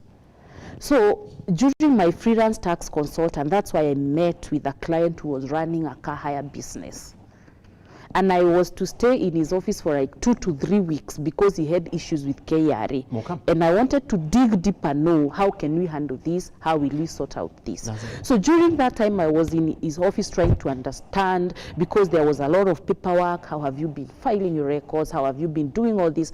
I realized that the demand for car hire was very high compared to supply, because you could find in a day like 10-20 people want cars, but he didn't have enough. And they try going round and round looking for vehicles. They tell, we are calling this place Hakuna, you call this place, you call this place. So I'm like, this is an opportunity. Right here. Well, but you were sitting in that office for that period, and you sort of listening to the conversations they're having around the office. Yes. They're trying to source for a car. You're like, okay. Because I could also help serve them, because it was an open office like this studio. So I was seated in one corner. Sometimes I could wake up, come sit down and help them serve the client. So even explaining to them, we do not have a car. There is a car that is coming at 2. That's Wangechi for you. You didn't even have to do that, isn't it? I didn't have to, but my interest and that thing to know more, these clients, they need a lot of vehicles, but we don't have vehicles. So I had to start with the owner. I asked him, why don't you get more vehicles? Why don't you develop a very good system? Because there's a lot of paperwork. And then there are so many risks involved. And I told him, this is a business I'll do in future. And he told me, Wangechi, never ever dare. Never try. Never try, because you will die. Die, why? He told me stress, or you'll be arrested, or you will. He told me so many things. I just smiled at that very time. I smiled. Did not put you off completely? No. So hold on. So you were in that office, but you're like, yes, I'm assessing the business opportunity right here. Yeah. That's why I tell people, Simba, wherever you go, just keep looking around. Look around. You may see something and see, yeah, this is something I can do. Opportunities present themselves to you, but if you don't open your inner eye to see what's happening around, nobody will do it for you. So it is you to open up your eyes, see the environment around, see what can I get out of this, what can I do, and convert it into some money. That's the kind of a person I am, wherever I go. Mahali popote I go, I will come out with something. Trust me. Is it out of your environment, or just how you were essentially brought up? I see your foster parent, especially your foster dad, it's got a very big influence on you. Would you say that? Yeah, he had a very big influence on me. Because I see sometimes the background can mold you to be the person you are.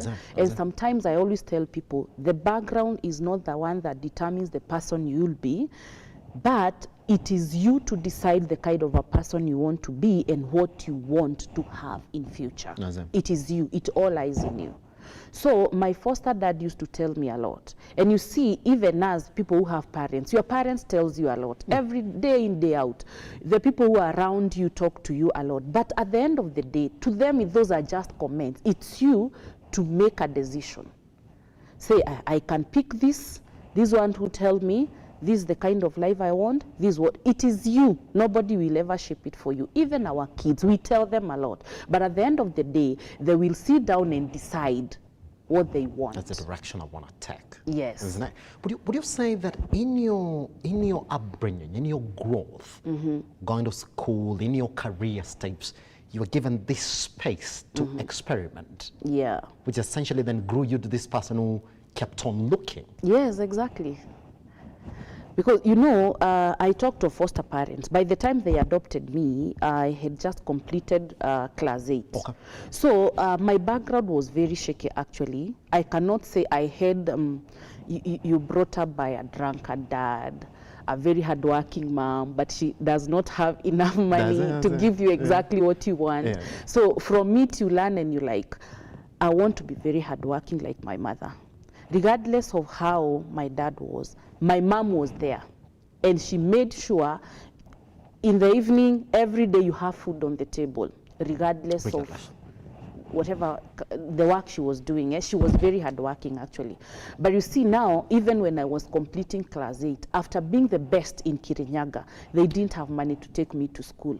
But that didn't stop me. Inside me, I knew I will be that great person. And I will still get that what I want, and I will help many people. That what was driving me. Every day I wake up, I'm like, there is that thing I want. That I really want. Regardless of how my background is. Yes. That was made me move from Kirinyaga to Nairobi, looking for a job. By yourself? By myself. I came with a far relative. Yeah, yeah. I came, and now you see where God directed me to people who adopted me as their kid. Because they could see there is something that girl has. Oh, like this girl is got something. Because when you sit down, have a conversation, you can tell this person will go far. It is only that the situation she was in couldn't support what she wanted. Okay. So they decide we will work with her. That's how I ended up going to school, high school, and that's it. And then you got yourself in a taxation environment. Good. Yeah. Let's pick up that story then, because I want us to build all the way to now bright staves. Good. So you're in that office, you're doing your tax issues, you're listening in to the issues this guy's gone through, up to the point he tells you, usijaribu. Usijaribu, don't you dare. I remember him using those words, don't you even dare. This is fire. But I know he meant it, and he was sincere when he was saying that. Not that he was fearing competition. It's because he knew what he was going through. And you could see that from his financials. I could see, because today he's telling you, I'm going to court. There's a RAV4 that was stolen. Said, I'm doing what? So I could see. But I was just smiling. I'm like, this one, I can do it. Yes. Wait, just before you pick up on that story, it is odd for you to sit there as a tax expert and say, I want to get into car business. I can do this. Yes. It's because you saw the problems that was going through, and essentially as a tax consultant, your mind just picks on, I can solve it. Actually, I saw a gap, as you're saying. I saw a gap. Because you see, people want this thing and you don't have. Economics, we talk of demand and supply, the market forces. You see that the supply is very little compared to the demand. So what does that tell you? This is a gap. Even if I come up with my car hire, still you may not feed this demand. And I proved that because one day when my sister was doing a wedding, I wanted a car. I'm the one who had promised them a car. But then I didn't have a car myself. I wanted to hire. That time, the friend, my friend whom who consulted from me, he didn't have a car. All the cars were booked. So what would I have done? Start looking online. You see this company, you call, we don't have a car. You see, you know, I got a car at 12 at night, and the wedding is tomorrow, 12 midnight. And the one who I got the car, it was his car. And he told me, I cannot give it to you. I have to drive it myself. So he had to come and take us there. And I'm like, what is this? What is this? I have to start my car hire one day. Yeah. So I started my car hire with one car. The car that I had acquired through my consultancy service. You know that story they say. You know, I started my consulting company with just one pen. You know, they tell us, as motivational speakers, we say things which are very unrealistic. But for me, honestly speaking, I started with one car. That's it. Yeah. It's a good thing you didn't say I started with one tire. What I want to tell entrepreneurs, before I started, even after I saw the demand, I had to do a lot of research. A lot of research into it, I had to do a lot of research. And from the companies I approached, the ones which were trying to do car hire, you could find it is 2-3 years the company collapses. Others do not have an office. It's roadside. They are there, you are called, you have a car, yes. Where? Wacha tupatane petrol station. He comes, gives you the car, you sign a paper, goes with the car. And I'm like, apana. If I do it professionally, I will get it right. So that's why I had to set up an office. I sat down with a system developer, and I always salute him, Simon, wherever you are. Simon, we are watching. Thank you very much. We sat down with him from the scratch, told him, I want where a customer comes, I'm able to register his details, starting from the name, ID number, residence, nini. So we started from the scratch.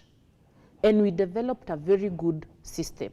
And because I had not started, we tried selling it to my client, the one I told you was running the car hire. You're like, I know what you're going through, but this system is going to help you. But he refused. He said, no, with system I'll be stolen, I will do this and this and this. He didn't see the point. So, and because we had already developed it with Simon, and I didn't have money, so we were trying to sell it so that he can get money his pay, to pay himself. I told him, don't worry, Simon, I will pay for this system, and I will pay for it slowly by slowly. Just give me time, and I will run car hire one day.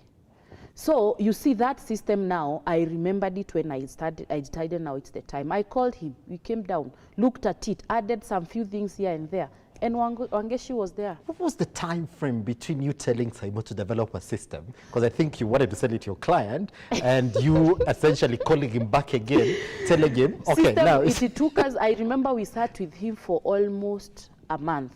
Major 2 weeks we were sitting every day, but then the other 2 weeks he was working on it here and there. And then after that, because I didn't have money and the client has refused, I told him I took a very small office and we locked the system there, the computer, the CPU computer and everything. That has the system and everything. So I told him, once I get 10,000, I give to Simon. I get 20,000, I give to him. On, so after like 6 or 7 months, that's when I started. Whoa, that's a long period, isn't it? Yeah. I know Simon was like, but I thank God he came my way, because from there now all my businesses, he has developed systems for me. And I've also given him so many clients. The ones I go to see as a tax consultant, they don't have a system, I call him. There's some work here. So he knows it paid, even if I paid kidogo kidogo. Yes. That's it. So here's the thing. I want us to take a tiny breather right now. Once we come back then, we're going to now talk about Bright Steps. How you grew it, how you started, the steps you've been making over time, how many years it has been since development up to where you are right now as a leading car hire company within the city, I would say. So once we come back, we're still with her, Bright Steps CEO, just talking about how she started, and guess this is not my words, started her big car hire company with one car. You see, whatever motivational speakers tell you, her story is real. It's not a lie. That's what she's saying. Once we come back, we're going to learn about Bright Steps. Come back and talk about it. Come and talk about exactly what market it's trying to fill. And for those of you who don't know, you can actually go to the website. It's at brightstepscarhire.co.uk. Have a look at it. Talk about the system. What is essentially makes a step away from what we have in the market. And also talk about car hire business, what she's learned over time. Remember, she was told, ukiingia huko, utakufa, utashikwa. All right, once we come back.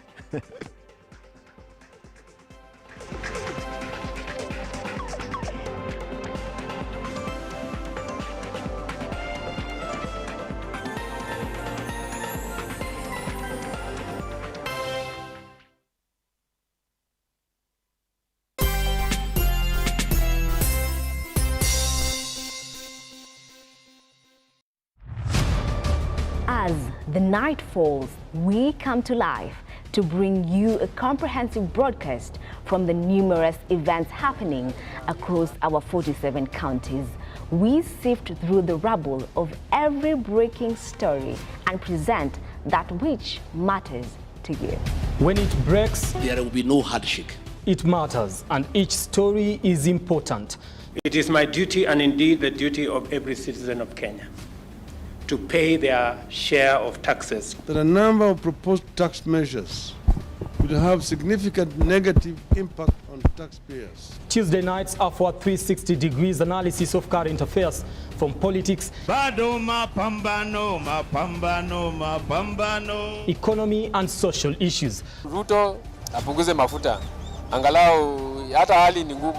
We break down current affairs and have conversations that speak to you, the viewer, putting emphasis on not only facts, but also tell you why the figures matter. The news cycle never stops, neither does time. We cover each and every sector and present to you factual and accurate occurrences. This is where facts win the day. If it's Thursday, join me, Nancy Lima, and my able panelists as we break down the law jargons and analyze the Constitution in a way only you can understand. Sisi tunaomba serikali tuangalie kama hawezi tuachiri kazi, watuletee hata kama ni mzungu. As we usher in the weekend, we let our hair down as we highlight conversations around art and well-being. Join me, Nancy Lima, Ian Keitani, Marian Gashohi, every Monday, every Wednesday, Thursday. And I, Brian Amuai, will be bringing you news during the weekend and on Tuesday on The Bottom Line. As from 9 p.m. on The Insight. Only on Lookuptv.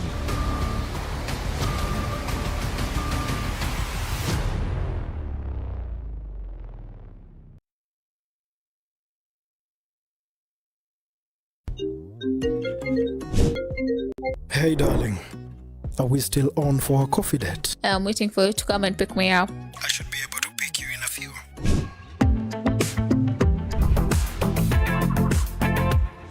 It's a coffee yogurt date? It's not just a yogurt, it's royal coffee yogurt.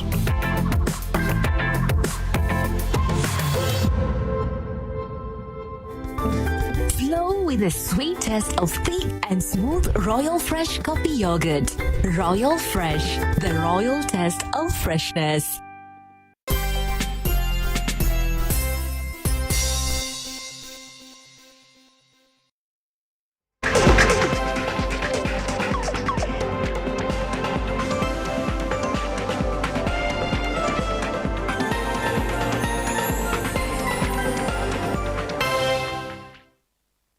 All right. Welcome back.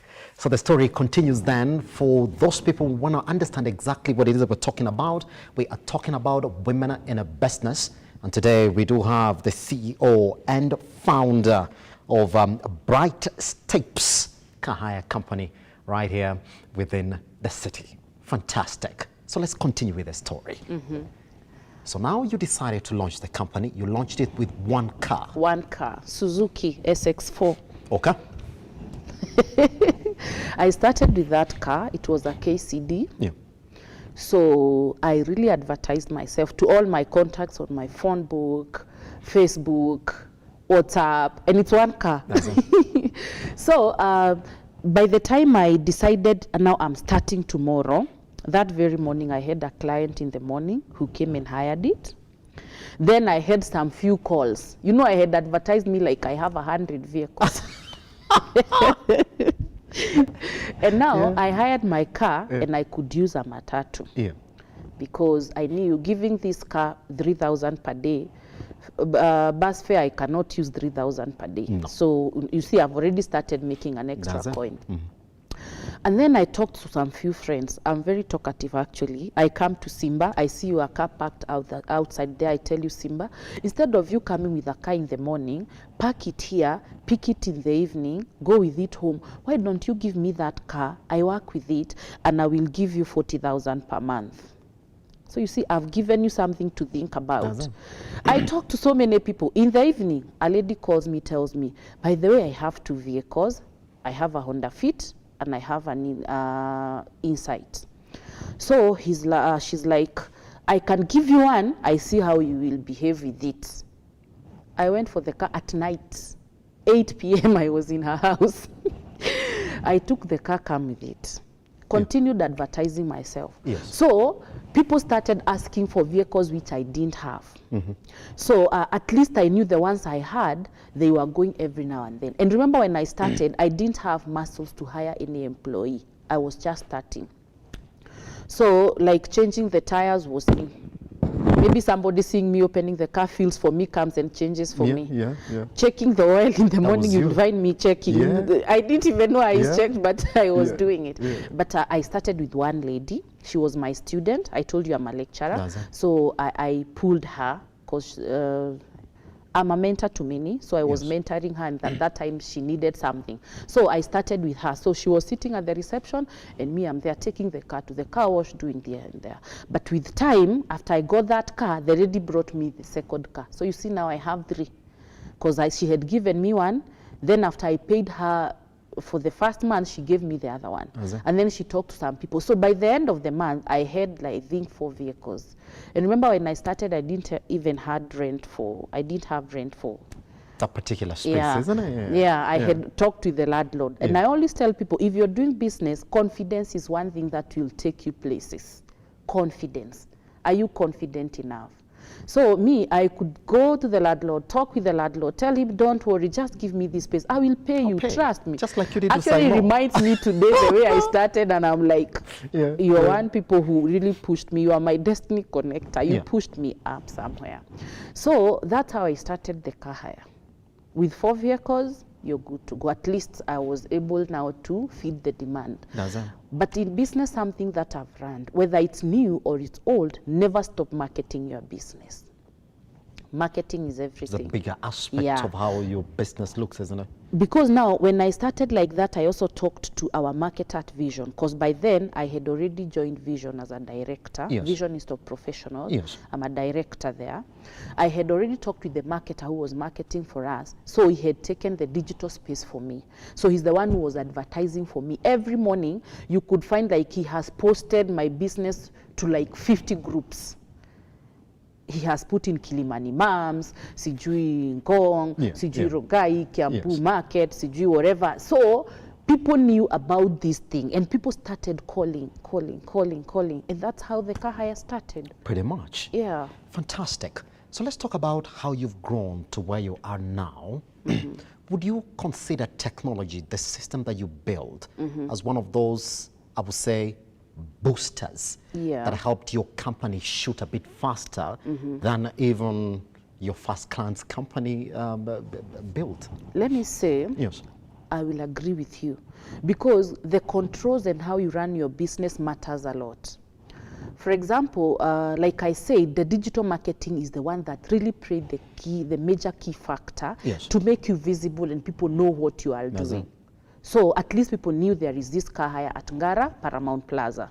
So people started asking more. Number two, you know, car hire is very risky. During my research, I found that, or I realized it is the most risky business a person can run. And that's why the person who I took advice from, he's the one who told me, Wangechi, wewe, you can die, unaweza kufa ama unaweza fungwa because of the risks involved. So my system really helped, because when you come to us to hire a car, we have to vet you seriously. We will take all your information. We will take your photo.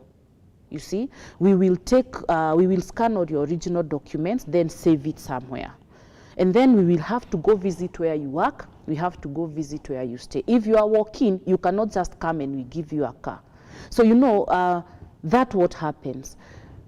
That helped me, because when you hear I gave somebody a car, went with it. With the system I have and giving that to the DCI, they will get you wherever you are. We have your numbers, we have emergency numbers, we get a number of your close relative, you see.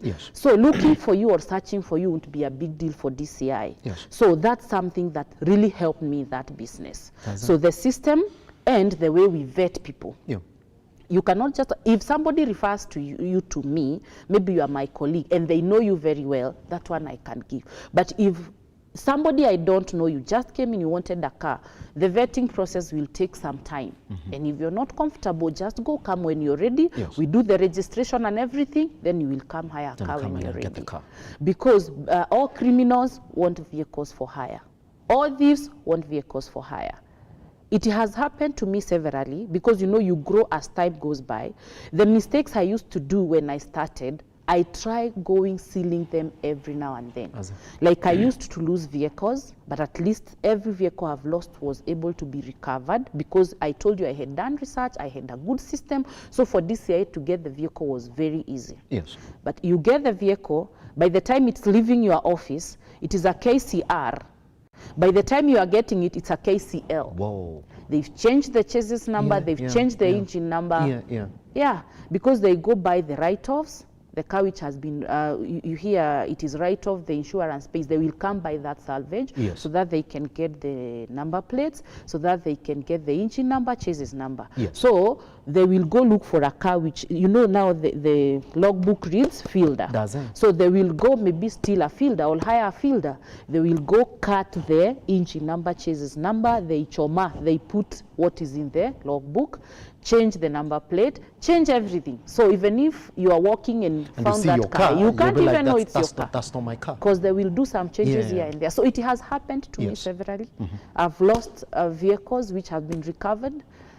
Some takes the vehicles, goes drug trafficking with it. Then you're called. You're the owner of the car. They're like, why you dealing in drugs? You know, sometimes whatever I face or whatever happens, I chose not to just as kitu inafanyika then nashtuka, or you're like, what am I going to do about this? You first sit down, breathe in and out, and you're like, okay, it happened. How am I going to handle this? and you relax. Because now when you put a lot of pressure in yourself, you start worrying, you start doing, you will never run business. Actually, I remember my accountant the other day asking me, Wangechi, wewe kuna kitu inakushtuanga kwa hii dunia. Is there anything that makes you fear in this world? Yeah, What? yeah. And I'm like, if I fear, will it give me the solution? I have to sit down and now start looking for solution. But another great thing that helps me in Kaha is working closely with the DCI. That business needs that sort of a connection to government authorities, isn't it? And I always tell business people, not only business women, but everybody who is running a business, be close with the authority. Don't treat them as if it's KRA, give them their due. If it is the county government, give them what they need. Yes. If it is DCI, be close to them. Know what you need to do. Make use of these government institutions, which will help you or boost you, move higher. Because on your own, you will not. You can make it, isn't it? You can make it. Pretty much. Wanted to get your sentiments on what people say about Kahaya. And you correct it. Tell us what is correct or not. They're saying now that with the introduction of these online taxes, the likes of Uber, the likes of Bolt and all that, that indeed Kahaya market is losing majority of its business. Is it true? Is it false? What I can say, you know, our car hire and like the Uber, the taxis business is very different. Yes. Because for them, you order a car online, you get it. Us, it is self-drive. Yes. You come get a car, you go with it like it's yours. So this tax which is put on this online, the digital content, everything, for us, it doesn't affect our car hire. Let me clarify on that. But you know, the moment the taxes goes up in any business, not only in the Uber and wherever what you're talking about, anytime the taxes goes up, the person who suffers most is Wangechi, or the ones tunaita hustlers. They are the ones who suffers most. Because as a trader, what do? I will shift my tax to you. To the customer. So once I shift it to you, you're the one who will be bearing the tax burden. Because, for example, if maybe I was selling something to you, or maybe to order that car, you are paying 1,500, and now have been given a tax, for example, 70 shillings. Instead of me now bearing that burden, I will push it to the final consumer. So at the end of the day, the person who suffers most is the final customer. Because even if it's me, a shilling has lost its value. I'm selling food. I use that example. I've been selling a plate of chips at 100 shillings. The moment the tax goes up, and to bring that sack of potatoes has gone up because of tax, I will not continue selling that plate of chips at 100 shillings. I will sell at 120. That 20 shillings is the tax effect. So I'm pushing it to you.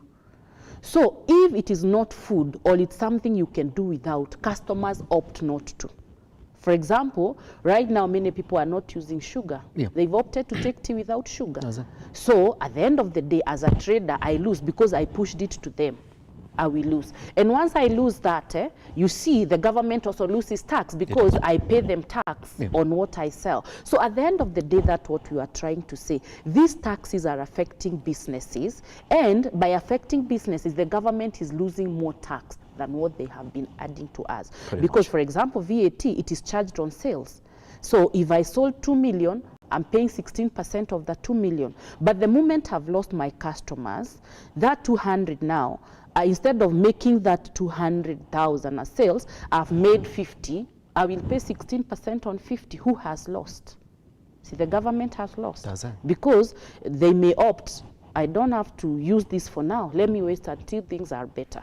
So all businesses are affected, and we lose customers, our sales goes down. And that's why I also appeal to the government, telling them, when you're introducing this tax, seek for some more information from experts so that we can tell. At the end of the day, when you do your computation, you may find you have lost more. By increasing that tax and me losing sales, you are losing more tax at the end of the day. So businesses have been affected, not only car hire, but even other businesses. By taxes going up, we are forced to raise because we are shifting the tax burden to the customers, and we lose customers in the process. So our businesses are affected. Like, I think it is on Sunday, I went somewhere, I do buy vegetables and so. And when I went there, I found like, kwani today it's not a marketplace. It did change. I talked to someone and he tells me, no, people are not bringing things because they are very expensive. So what happens to the economy? You're essentially, whatever you want to gain from taxes, again, you're essentially losing it by killing these businesses, isn't it? All right, other than you having, I would say, a tax background, which essentially exposed you to the business environment because you work with businesses. Yeah. Is there any quality that has seen you drive up your career ladder? Okay. Career, now you're talking about my tax consultancy? Yes. Oh, yeah, let me say, as a tax consultant, the ones who are in, you know, everybody specializes what they want. Maybe you did journalism. Yes. And every day you must look for something that will make you better. We call them CPD. Yes. CPD hours, we keep getting them. CPD is where it is continuous learning, where you don't stop. Just like last week I was in Mombasa with ISPAC for a whole week. Because I want this CPD, you keep learning every now and then to make yourself better, to make you stand out. Because even in business and even in profession, what will make you stand out from the other person? We are so many, but what will make you stand out? What will make you stand out is to make sure you keep working on yourself. For example, if it's like that finance bill that is out, be the first person to go through it and give your opinion and see what can I contribute. And then if it is learning, everything keeps changing. Are you learning? That's why as professionals, we keep learning. Every now there's virtual learning, there's online. You do a lot of research, keep searching here and there to make you stand out better. So that even now when people see me, they see tax, as in they know Wangechi, she's a tax guru. That's what they formed in their mind. Not that I'm the best. There are others who are better than me. But the way I present myself, the way I keep doing my things, if you go to my social pages, what am I doing? Do I talk about tax? By there I have a page, CPA Wangechi Warui, and every time, even when the finance bill is out, I'm there to comment, to give my feelings, to explain here and there. So you see, people knows and they want to learn more from you. When somebody comes from you to you, you help them. They tell another person and another person. So to grow your career, you cannot just stand there. For example, Simba, once you're done here, what do you do to make sure you will shine more than the others? Because even in the media industry, you see people know this, but what do you do about it? Even if you're not here, can you do something, even social media, do something, create something, let people know you. Because once you're visible, once people know about you, you will make it. And then they will know you better and they will like, oh, you have any tax issue? Madam Wangechi is the best. That's one you want to do a documentary? Yes, Simba is there, you see. But how will people know about you if you're not out there selling out yourself? Pretty much. So there are a lot of women who are looking at you right now. And I want to talk to the girls as well, the ones that you'd essentially like to mentor, speak into them. I mean, you don't just come as the CEO of Bright Tapes Kahaya, that you still come in other fashions as well. You essentially just decided to build your career and also build your businesses out of your career. Is there a limit to how far women can go in this country in as much as business and careers are concerned? I was just talking to you about how majority of businesses for women, and I was looking at the UN report that was, I think, published last year. They were saying that majority of them do not essentially grow beyond their boundaries. The sense of you don't find women-run businesses that are growing beyond Kenya, that are growing beyond East Africa, that are growing into the world. That if you look at the top 500, probably from Africa, you'll find that they are male-dominated. What is this magic bullet to building your career and excelling in business as well? Let me tell you, it's a matter of time that report is going to change. Yes. Because as women, and like you told me, the women who are listening to me, number one is self-belief. Do you believe that you can conquer? Do you believe that you can make it? Are you consistent in whatever you're doing? Because consistency is key. Because today you cannot give me quality services, tomorrow you are not. Or you feel like I cannot move outside the country because I believe the way I am, like I told you, I have that go-getter spirit. And what pushes me, it is to believe that whatever that person can do, I can even do it better. I can even do something that people thought it cannot be done. Because in this thing, so long as you're in business, and I say there is no limit for me, because like now, by the way, I wear many hats.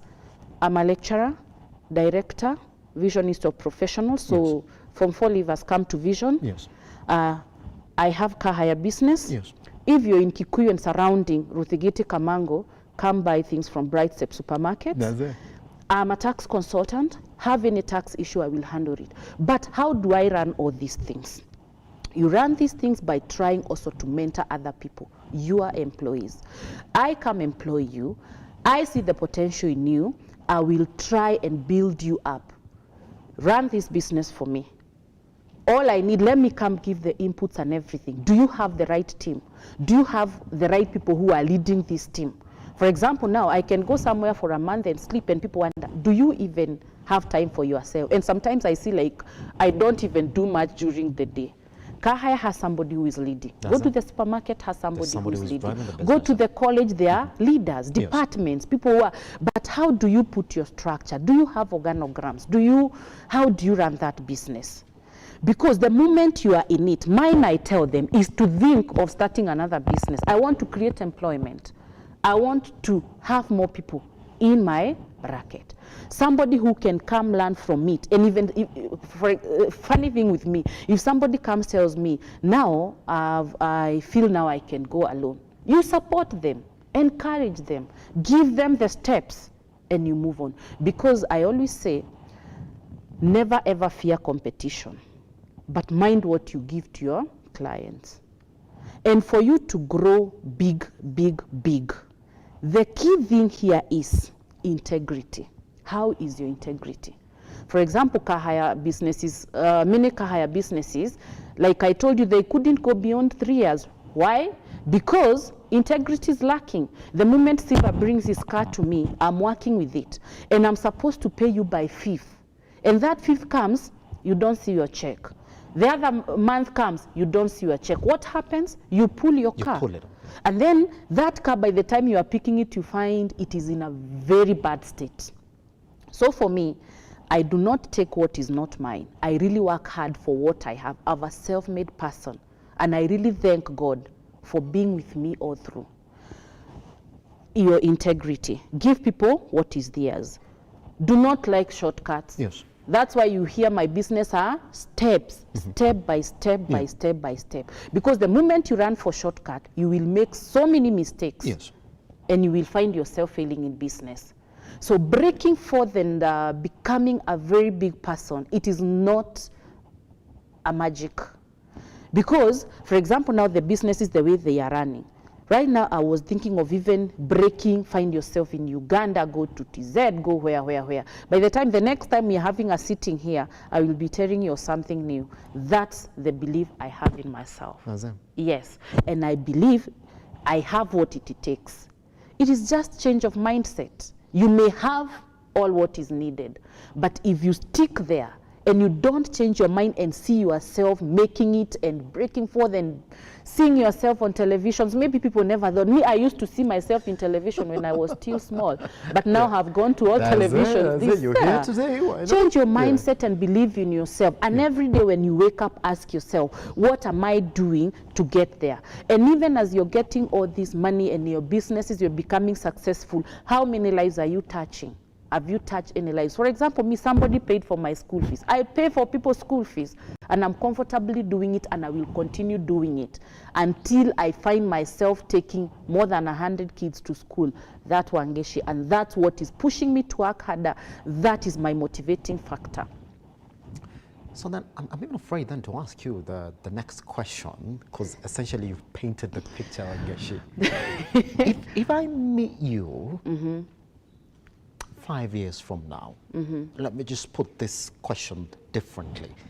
Am I going to see you in different businesses or in a completely different line? Because when I talk to you, I still feel like your mind is still seeking. Your mind is still wanting to solve issues around you. Am I going to see you in a different business line, or whatever it is that you've started right now is essentially going to be you, but in a better position 5 years from now?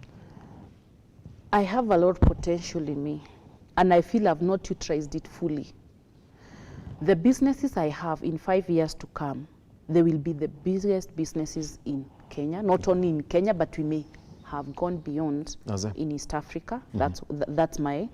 And number two, I will have also started other businesses that will be running. In 5 years, remember this day, Today is Tuesday. Tuesday. Date 29. 29th of 2023. 5 years to come, I will not be where I am. And apart from that, you may find me in a higher position than the way than today. Yeah.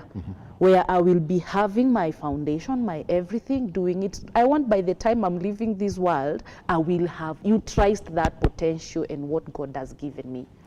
I say like Monroe, I want to die empty after have utilized everything that is in me. I mean, what a better person to talk to this morning about women in business.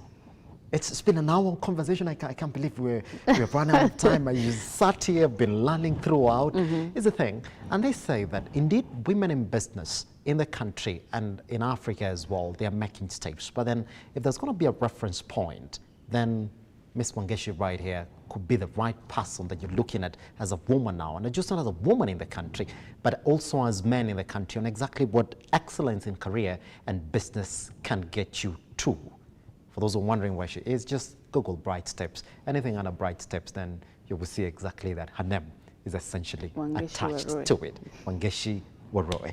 Guess what? Thank you very much for coming by. Thank you so much. It's been a fantastic Thank conversation. You so much. Whew. For those who are looking for cars, just go online right now and go to Brighter Steps car. And the one who want to bring their vehicles. Oh yeah, even those who have cars and they're wondering where to take them, yeah, go right there on the portal, on that system. You're going to fill a couple of forms, isn't it? Get in touch, that's it. And then after that, get in touch with that and then see exactly how it goes. Guess what? For me, I've taken a lot of lessons. I'm also building that journey. Guess what? Story for another day. We end it here on The Morning Drift. I'll see you tomorrow for another edition of this particular session. So goodbye and good morning.